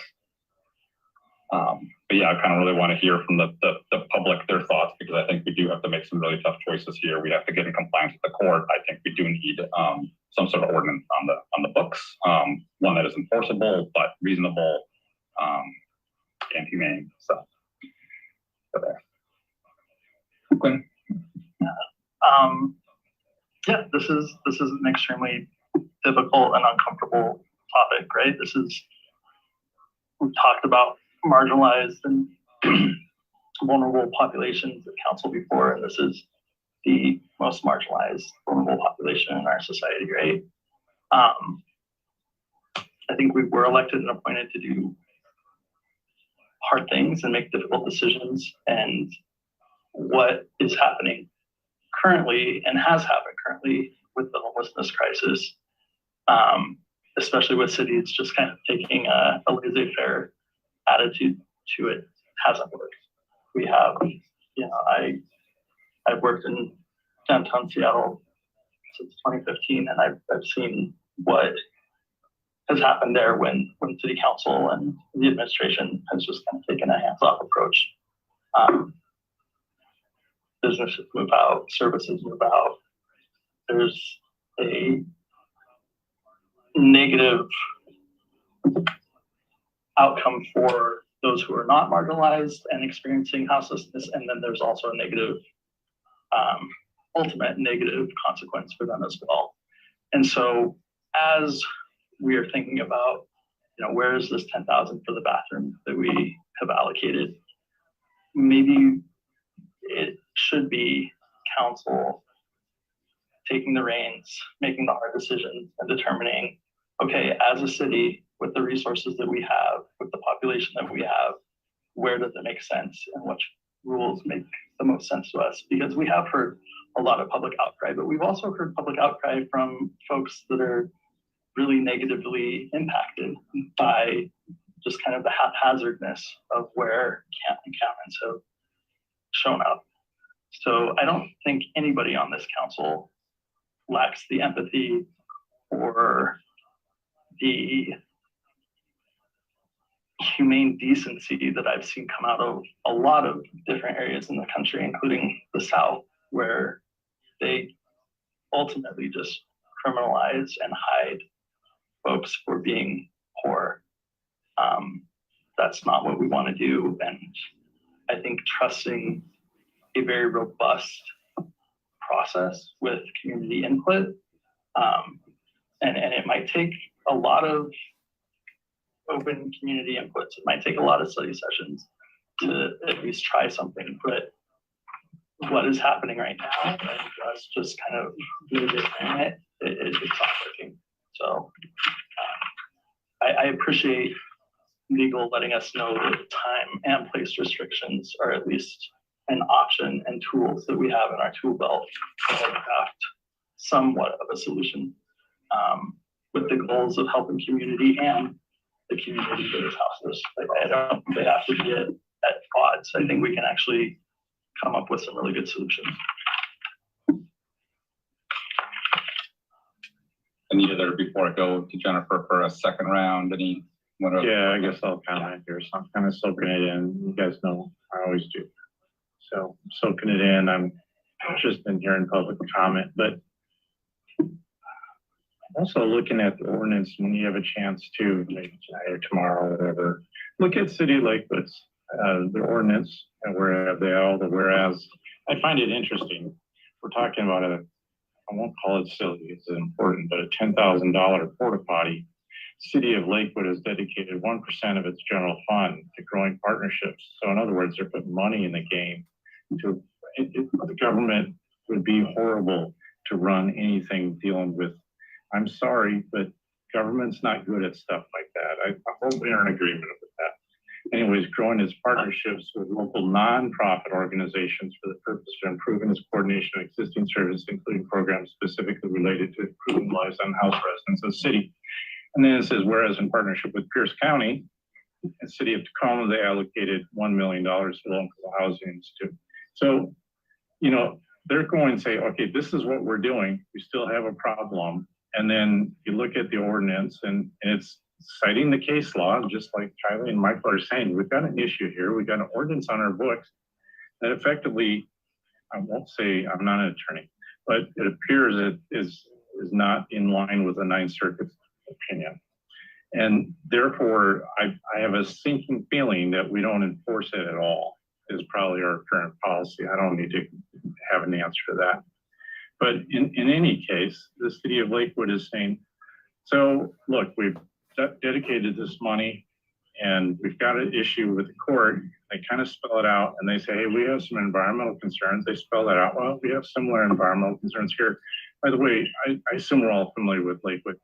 They are our comp. That's a military town. It's a little bigger than we are. Probably about 80,000 if I was going to guess, a little bigger, but very similar socioeconomic demographics, I would argue, the whole works. So you throw your Portland here, your wherever, Seattle here. No, Lakewood. Lakewood has done a lot of the heavy lifting. I'd like to know when this was passed. Michael, do you know when Lakewood was passed? I want to say it was this year, within the last 2 or 3 months. Okay, so maybe a little early, but I'd like to hear some of the feedback of the Lakewood experience. March 20th, 2020. To see how things are going. I know it's a little, but then I encourage you to go ahead and look at, because we're saying, oh, there's no shelters in the city. They talk about the shelter availability where they can, this stuff can kick in as far as no camping in parks or whatnot. Has to be within a 15-mile radius. And at first you say, oh, that's too restrictive. You can't, but the city has to move them, take them there. So I think they thought this out pretty good. Now I'm saying that, you know, people don't come after me with pitchforks. I'm saying I'm open to this. It's better than what we have. We need to balance both sides, like people are saying. And definitely, I think there should be more money in the game from the city. This talk about the porta potty is serious, but almost comical, really. I was going to say something, but I'll refrain from saying that word. Anyway, so that's my thoughts. Like, we need to do something. So you're paid the big bucks, do something. And we do control the purse. That's why I mentioned the money's got to come from somewhere. You get it from here. You want it for here, it's got to come from somewhere else. But, you know, that's our decision, our purview as well. It's interesting. So I'll look at the other ones that you mentioned in a little more depth, but I like Lakewood's. Again, I'm waiting to hear public comment and look forward to the discussion. But I really think you need to do something. You can't just say, oh, it's too complicated. Oh, it's, you know, we don't even have a porta potty or whatever. And we can do some proactive things like Lakewood did. And we need to address it. That's my opinion. Kanana, you've not gone this round. Sure. Yeah. All right. Okay. So you can go for it. So I've looked at all of these different ordinances and I do think that government is good at providing services. This has been my experience, and we are actually the legislative body of this government. This is not very quickly because it's not completely germane, but we need to figure out a way to set aside money and some mechanism and not wait until November when it's already starting to get cold. Back to the ordinance. I look forward to hearing public comment, and I look forward to this council incorporating public comment into the ordinance, not just checking the box. Counselor Younger makes a really good point about Lakewood, how comparable Lakewood is. I'd also like to point out the extreme in the city of Portland, the number of times that, and the protocol for speaking to people and giving them written notice and the repetitive repeating the action.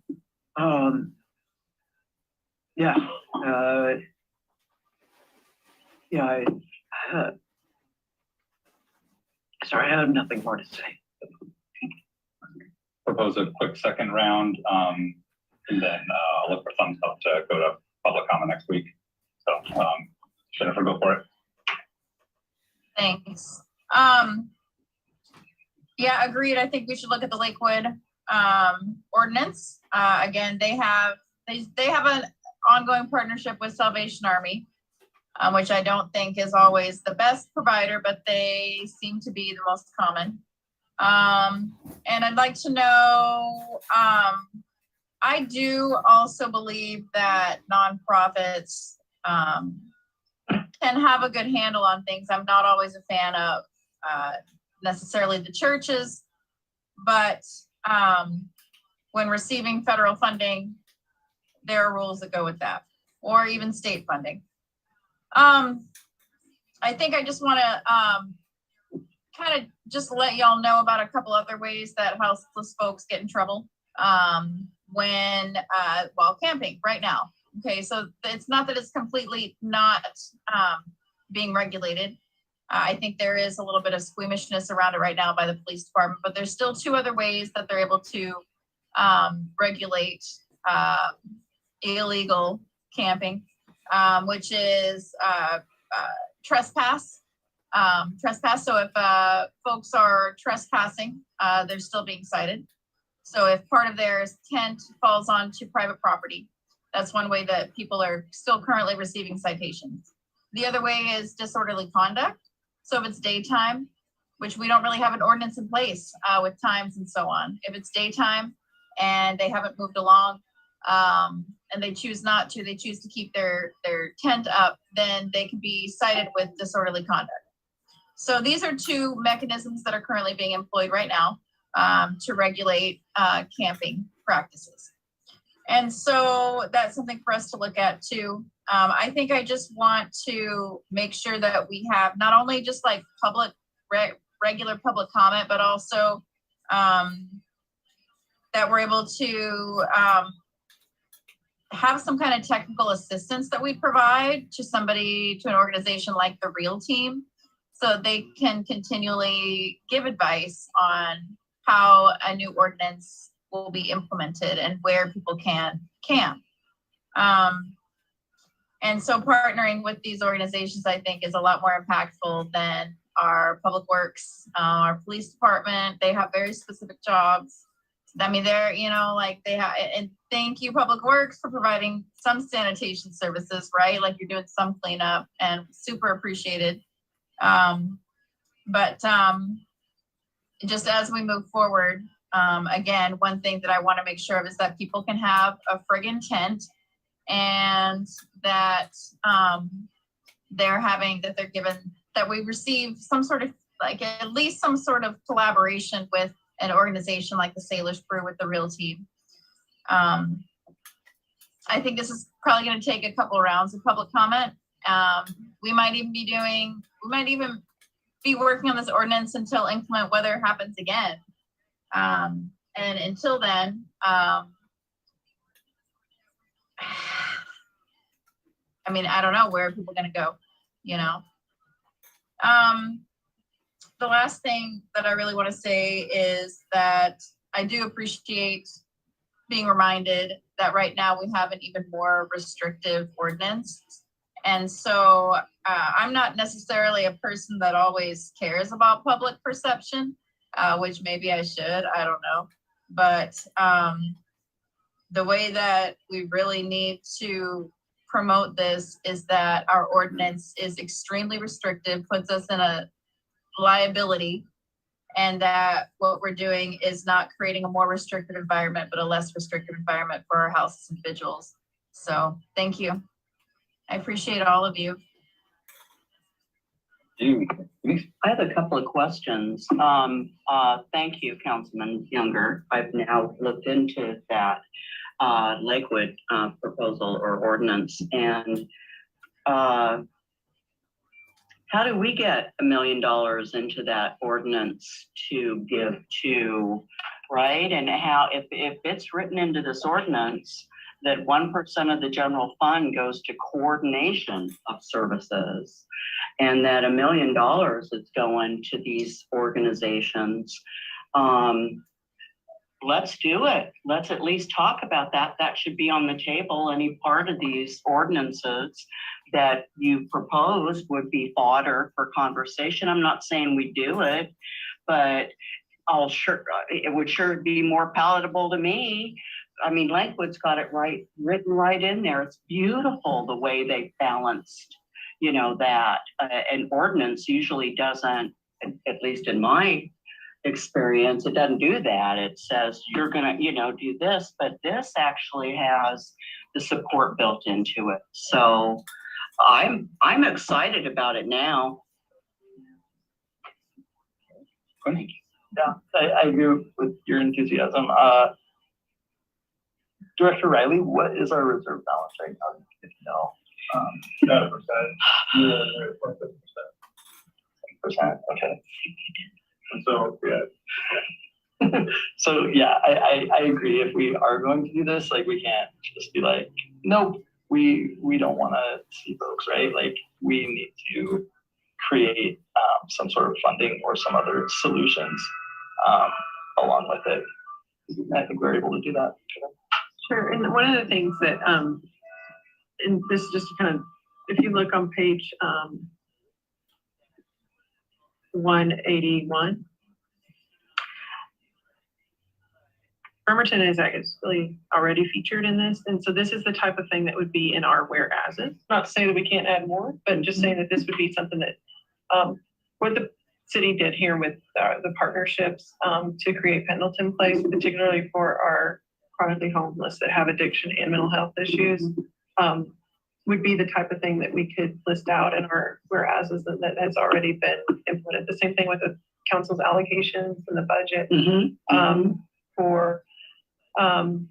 We have a lot of different partnerships. There's the respite center. There's there's a place to put those things, as well as anything that any new partnerships and things that get listed. So I don't have all those written out yet, but we could certainly include it, is what I'm saying. And that this is the type of thing, if you want to look at like how this could be worked into the whereases, like stuff that we've already done.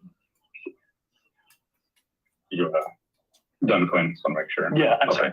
Perfect. Any other comments, questions this last round? Okay, if not, I'll close out by, yeah, I think it is good to reiterate that a lot of the positives that the city has been working on, in terms of both affordable housing and addressing homelessness. Like, there's always more we can do. I'm also cognizant in the back of my head that Bremerton is the poorest per capita city in Kitsap. And we are home to the majority of folks experiencing houselessness. So I feel like we as a city, with the least means available to us, provide the most. And so I would also like to reach out to the other cities in the county to see what support we could get, and the state as well, and ideally federally, but we know it's not going to happen. But the state as well for resources for us as well. So I just want to keep that in the back of my mind, that Bremerton can't do it all by itself. And to that point, Sure. I did want to add, so I speak to the Lakewood city attorney fairly regularly with friends, and one of the things that came out of the most recent Ninth Circuit decision was about whether or not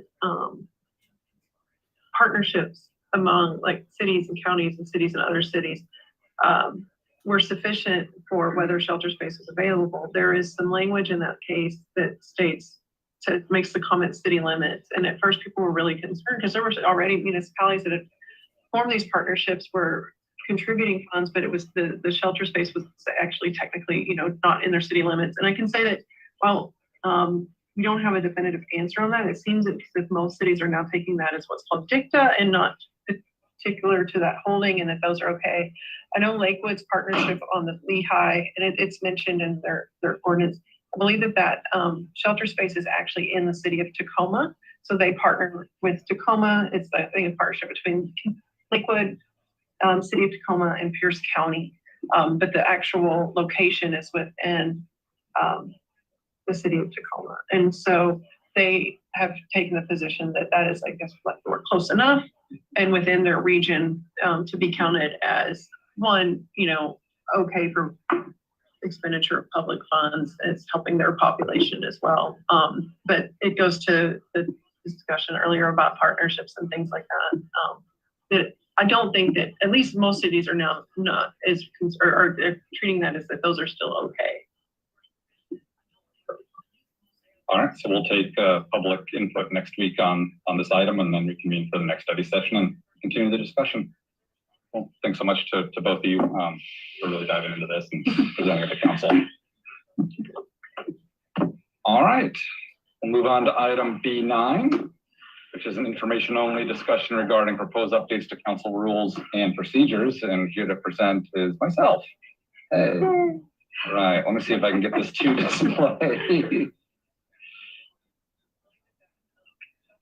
Give me 1 second to navigate all the tabs I got open. And while I do that, let me just paraphrase.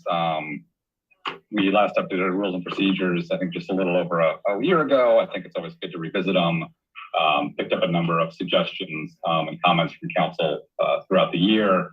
And then as well, coming back from the AWC conference this past week, I also saw some other good suggestions talking to a bunch of different council members from other cities. So what I did is in the packet, there is a redlined version of changes I'm proposing, and then I do have a slideshow as soon as I can get it to share. Right, I know. We'll see, or I can just redirect folks to the packet. I have a hard time talking and navigating computer at the same time, so I'll give them a second. Anyway, so I got a slideshow, I'm just going through them. Oh, okay. Perfect, yeah. I'm never used to this version of Zoom on here, so I don't see a way to actually share just my own screen on the tablet.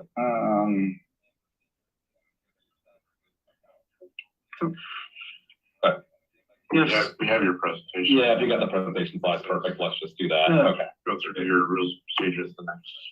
Yeah, I think, and yeah, proposed council is maybe I'll just brief what I'm thinking and then let folks mentate on it. And next study session we can pick it up since we're kind of long on time. Rather than diving into specifics of it tonight. Thank you so much. My God. All right. Appreciate it. Hey, I just got there. It was him. Okay, good. All right. So this is page 206 of the packet for anyone online as well. I'll just go through and brief on them. So the first one here is something that a couple other cities have done. I've talked to Attorney Fennell, but we could limit public recognition to 30 minutes. Again, this isn't on an item, it's just general public recognition. And then as we have time at the end, allocate additional. This would just be kind of a safety net in case we get a lot of people showing up to one meeting. The alternative is also say, gosh, we got 50 people, 30 seconds each. I don't think that's quite fair in my opinion, but anyway, just kind of a safety net so we can get to the business of the meeting and then take additional public comment at the end. The next one, this came from talking to other council members and also hearing, I know, frustration from multiple council members about, we get general comments under public recognition, why isn't the city doing X? Why did you do Y? And for council to respond, we're really waiting all the way until the very end of the meeting on our council reports and saying, oh, I want to address that person in my district that said this. And so what we could do is add just a quick 2-minute per council member, however many minutes per council member, ability to respond to public comment right after, public recognition, right after public recognition. So that way we can kind of get a response there. It's not a full back and forth, but the public speaks, we speak back. And that way it's right there before they, leave and don't stay till 9 o'clock is understandable. This next one, updating the consent agenda, public comment to be written only. Again, talking to Attorney Fennell. This would be totally in compliance with the OPMA. It's an option we can take. And this is in response to, we've gotten some excellent public comment on the consent agenda in speaking when we're ready to vote on the consent agenda. And the issue was brought up of, well, wait a minute, what's the process to be able to take into account that public comment on the consent agenda item? So this would limit it. We could pick the exact time and date. I would propose, noon the day of the meeting, get your written comments in. That way council can look at written public comments on the consent agenda. And then at the briefing or any time before the meeting, any council member could pull from consent to general business and say, oh, there's really good public comment here. I want to pull that down and have a full discussion on it. The last one at the end of that page, this would be just clarification. I don't think we actually have to codify it, but just for clarity, talking to Clerk Hoover and Attorney Fennell, we could take public comment when an amending motion is made, as we did the other week when Vice President Chamberlain made an amending motion. And we were able to get some more public comment. So I just want to codify that we have that ability, Council President's discretion. If it's something really small and tiny, you probably don't need it, but something big, I think it makes sense.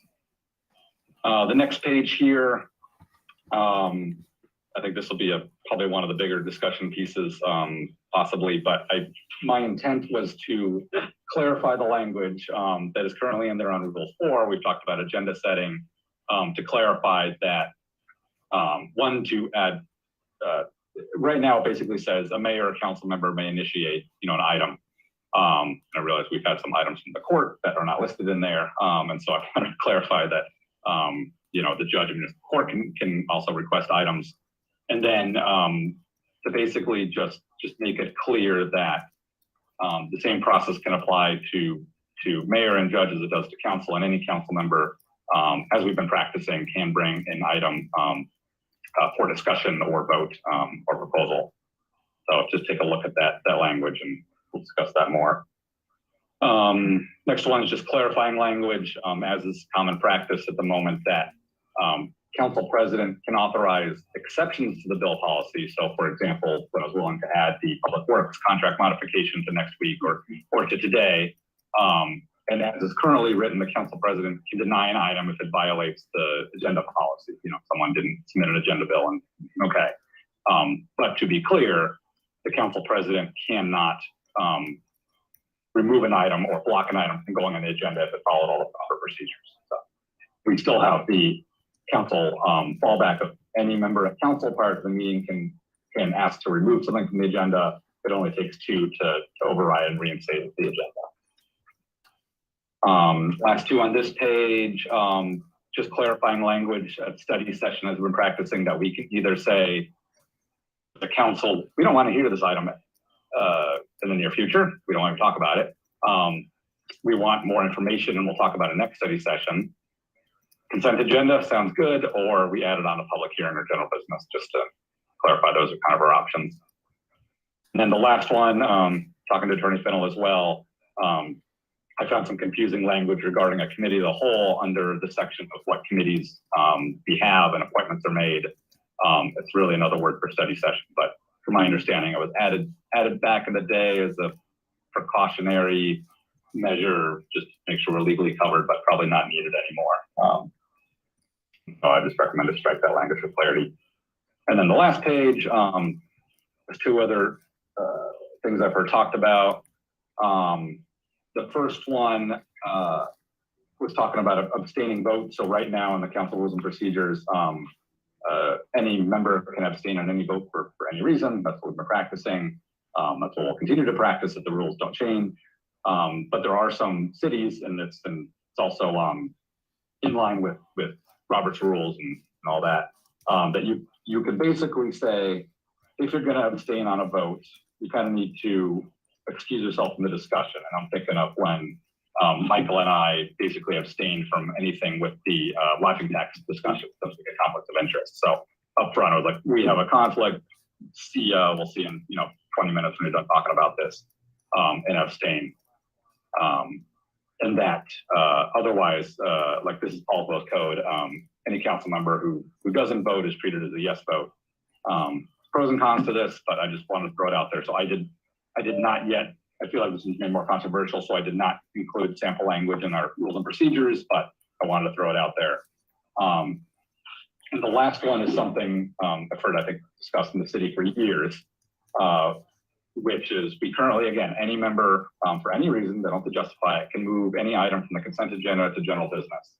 I've heard suggestions of requiring a second to do that. And this is, you know, the reason I think this has been proposed is a safeguard of if one council member wanted to move every single thing under consent to general business, how would we handle that? My research looking into what other cities have done is that Robert's rules really preserves the right of any individual to move it off consent to general business. So I also didn't include this because it seemed like nobody has come up with anything that support this. And I think we do have safeguards where if that were to happen, Robert's president can basically say, all right, I'm gonna, you know, we have enough majority to call for the vote. All right, we'll take the vote. You can have your no vote and we'll move on. So, yeah, so in this time, I'll just leave it there, mull on it, pick it up next study session.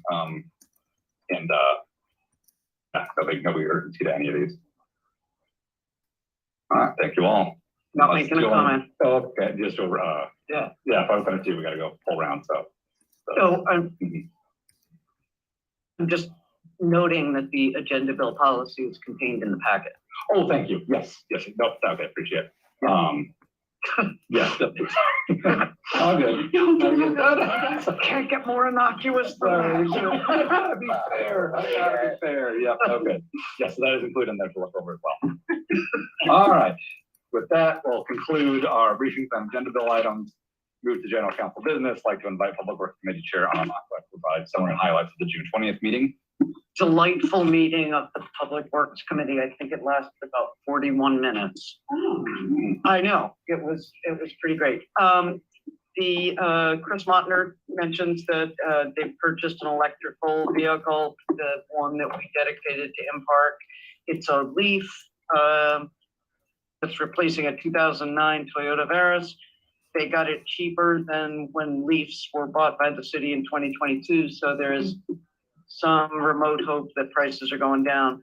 The Pine Road change order, which you just saw, and then the Army Corps of Engineers, the permit came through. Did Fish and Wildlife make their 7/1 deadline? I'm not sure. Yeah, but I mean, it's pretty darn close. Really. Anyhow, so there is hope. This is to do with the outfall. So this might happen more rapidly than we had been hoping. Is that correct? Yeah. We've got a permit on that. I believe there's going to be an agenda on that for a change. Yeah. Like anytime you get a core permit, it's like hallelujah should start happening. Gunnar Fredrickson is working his magic with the contractor because this is a change order, not a new RFP. Hey, we looked at the 6-year transportation improvement program. They work very tightly with DCD. If there's anything more that anyone wants to know about this 6-year transportation improvement program, one thing that did come up at Public Works that I think we all found pretty interesting was the Transportation Impact Fund. We are the only municipality in the entire state of Washington that does not have a Transportation Impact Fund. They would create steady funding for building new roads and other infrastructure, perhaps for maintenance as well, that I did not inquire. And rather than going through the entire SEPA process and the environmental review and deriving funding from that, it would be a per unit charge. It would add certainty for developers. It would add certainty for Public Works. It would add certainty to the city's budget. We're replacing well 7. It was built in 1945. I think we already even looked at that.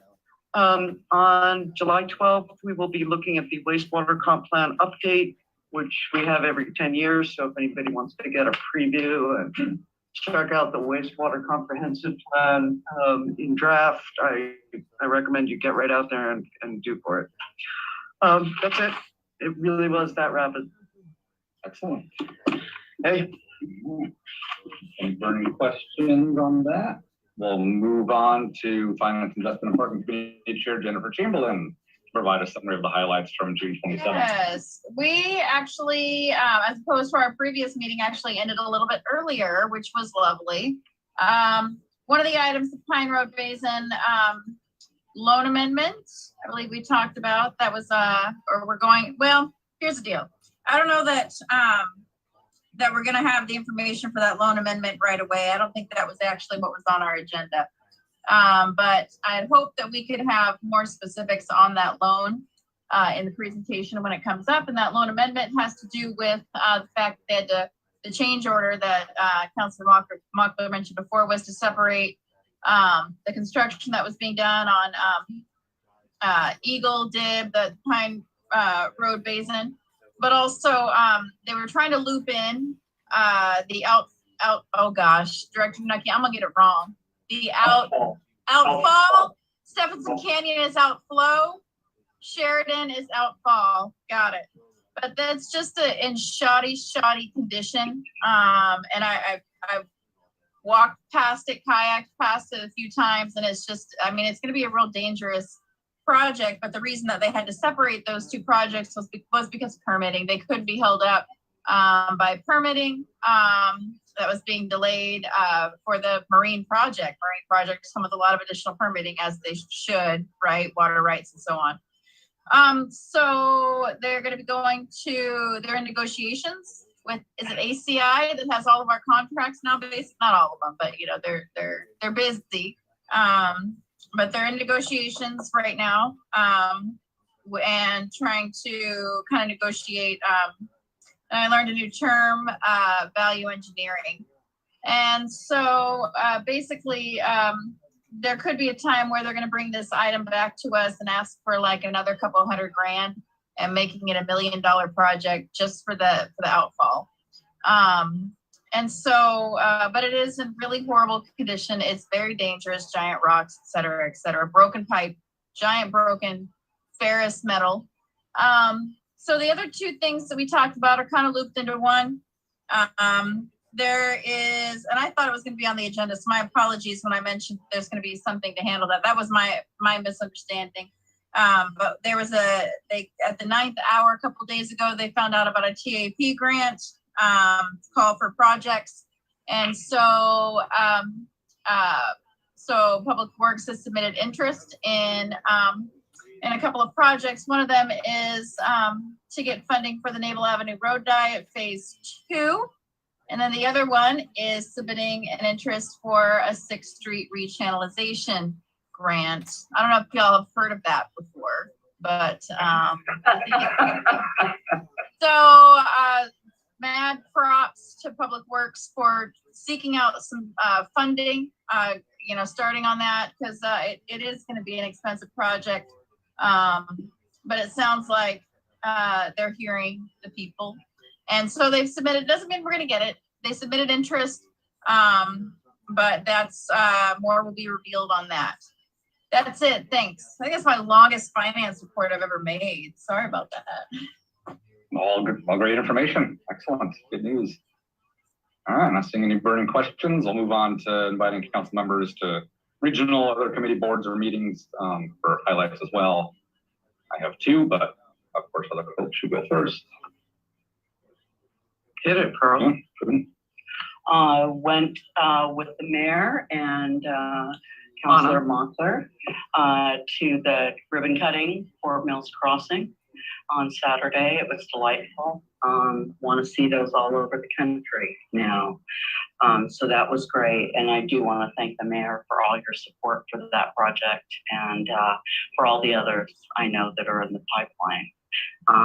And then we were able to go to the chamber luncheon today, and Lori Smith came with us. And I'm just going to do a shout out. I think we need to give that opportunity more to staff, you know, to go out and learn about what's going on in our community.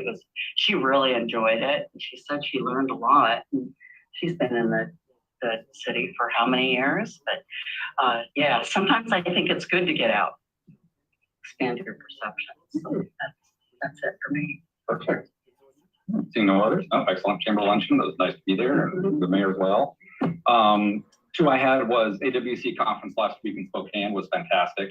I could talk a long time about it, and what a great experience it was, but just a 1-minute summary is there was too many meetings to choose from, but I went to a few on civic engagement, a couple of walking tours. Spokane has transformed their libraries and kind of waterfront. That was really useful. Great conversation about getting youth in government, a youth advisory council, which I know is on our kind of goals and priorities. So that was really helpful. Another one on adapting Main Street, the changing retail environment, of course, business meeting as well. I did skip the sip and chat with attorneys. If you're afraid to ask your city attorney, we're here to answer questions. So I didn't feel the need to go to that one. So for the record, but nice to know it's there. Anyway, a lot of great stuff. I'll try and write up. And then tips for successful council meetings as well. So that was quite useful. So thanks, council, for sending me, and I'll try and write up some other lessons learned from that. The other more regional meeting was there was a Warren Bridge stakeholders meeting the other week. Talked through that one. There's a preferred alternative that Public Works has identified that I think will be coming to us next week. We went through some of the other alternatives that are on the table. There was also another public outreach meeting online the following Monday.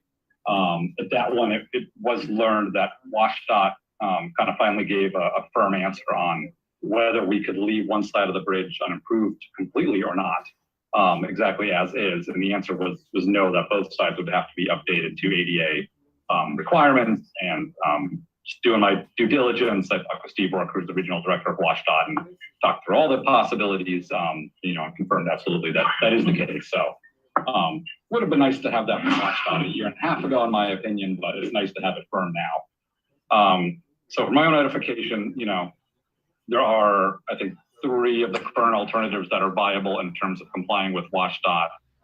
The bridge won't collapse and doesn't require rope teams. So I just made a little infographic I was going to pass out to council for also one copy of those alternatives, as well as one of a kind of in between. So I know it'll be up to us as council to select an alternative. I think we should examine all of them and the impacts, and the costs of each, but just want to give a heads up that those are coming our way. And so we have a brief impact study session on that one.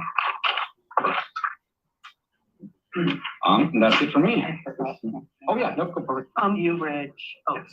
Sure, this question, yeah. I want to hear about, Sorry. can you put this in the packet? Yes, I'll make sure it's in the packet for the record, yeah. Thank you. Just drop physical copies and get it to them as well, yeah. Good call. Just wanted to do a quick shout out to all the folks from Public Works, especially Nick Atai, who did a fabulous job at View Ridge Elementary School with the Safe Routes to School project. I'm really excited. There were parents there. I didn't know that Katie from Public Works, her son goes there, and so it was fun to see her there. I'm very pleased to see that there's the multimodal path through what I'm calling the urban forest part of the new park in District 2, that I'm sure is coming, was actually on one of the boards. So I just want to reiterate, I do think that staff hear us and incorporate things, and I just want to give a shout out. It was a great open house with a lot of participation. So excellent. All right. Another general council business. If there's any brief announcements or mentioning any events between now and next Wednesday's council meeting or any similar, go to the order. Oh, thank you. Just a quick shout out, Director Nucky. I don't know what they were doing on Lebo. The sidewalk was totally opened up and there was a crew there.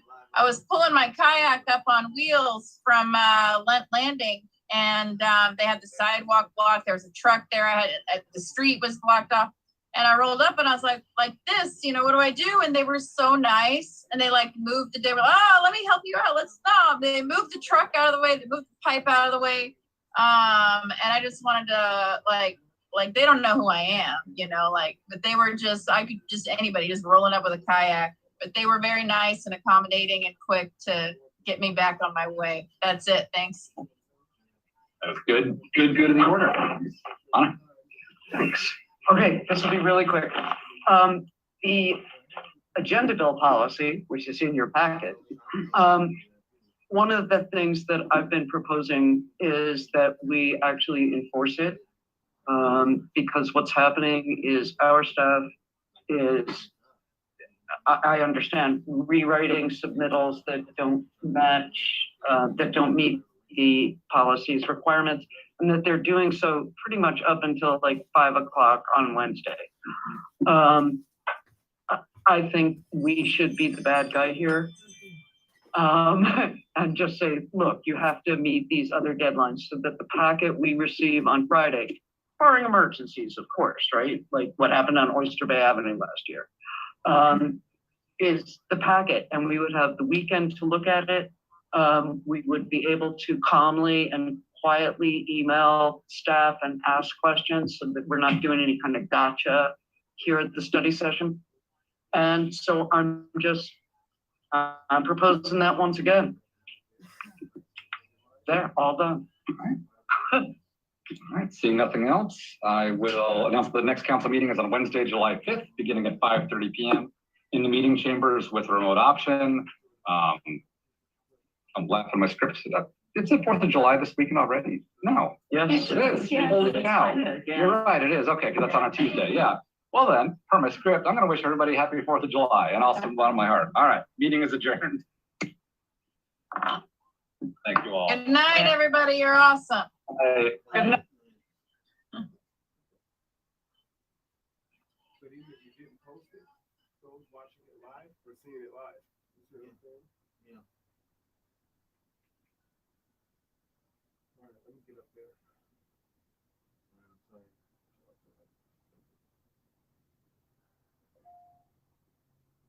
I think call Stephanie we'll figure it out, Since it's been hard to get there, we might want to call her because I waited there for a while and then I just started walking.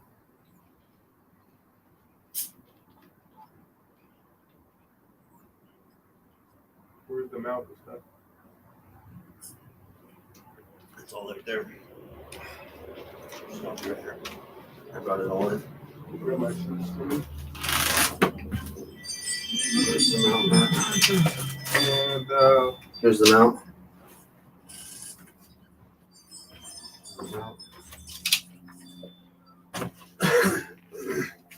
Recording stopped. My license. Never mind. Where's your license? Here's your shoes.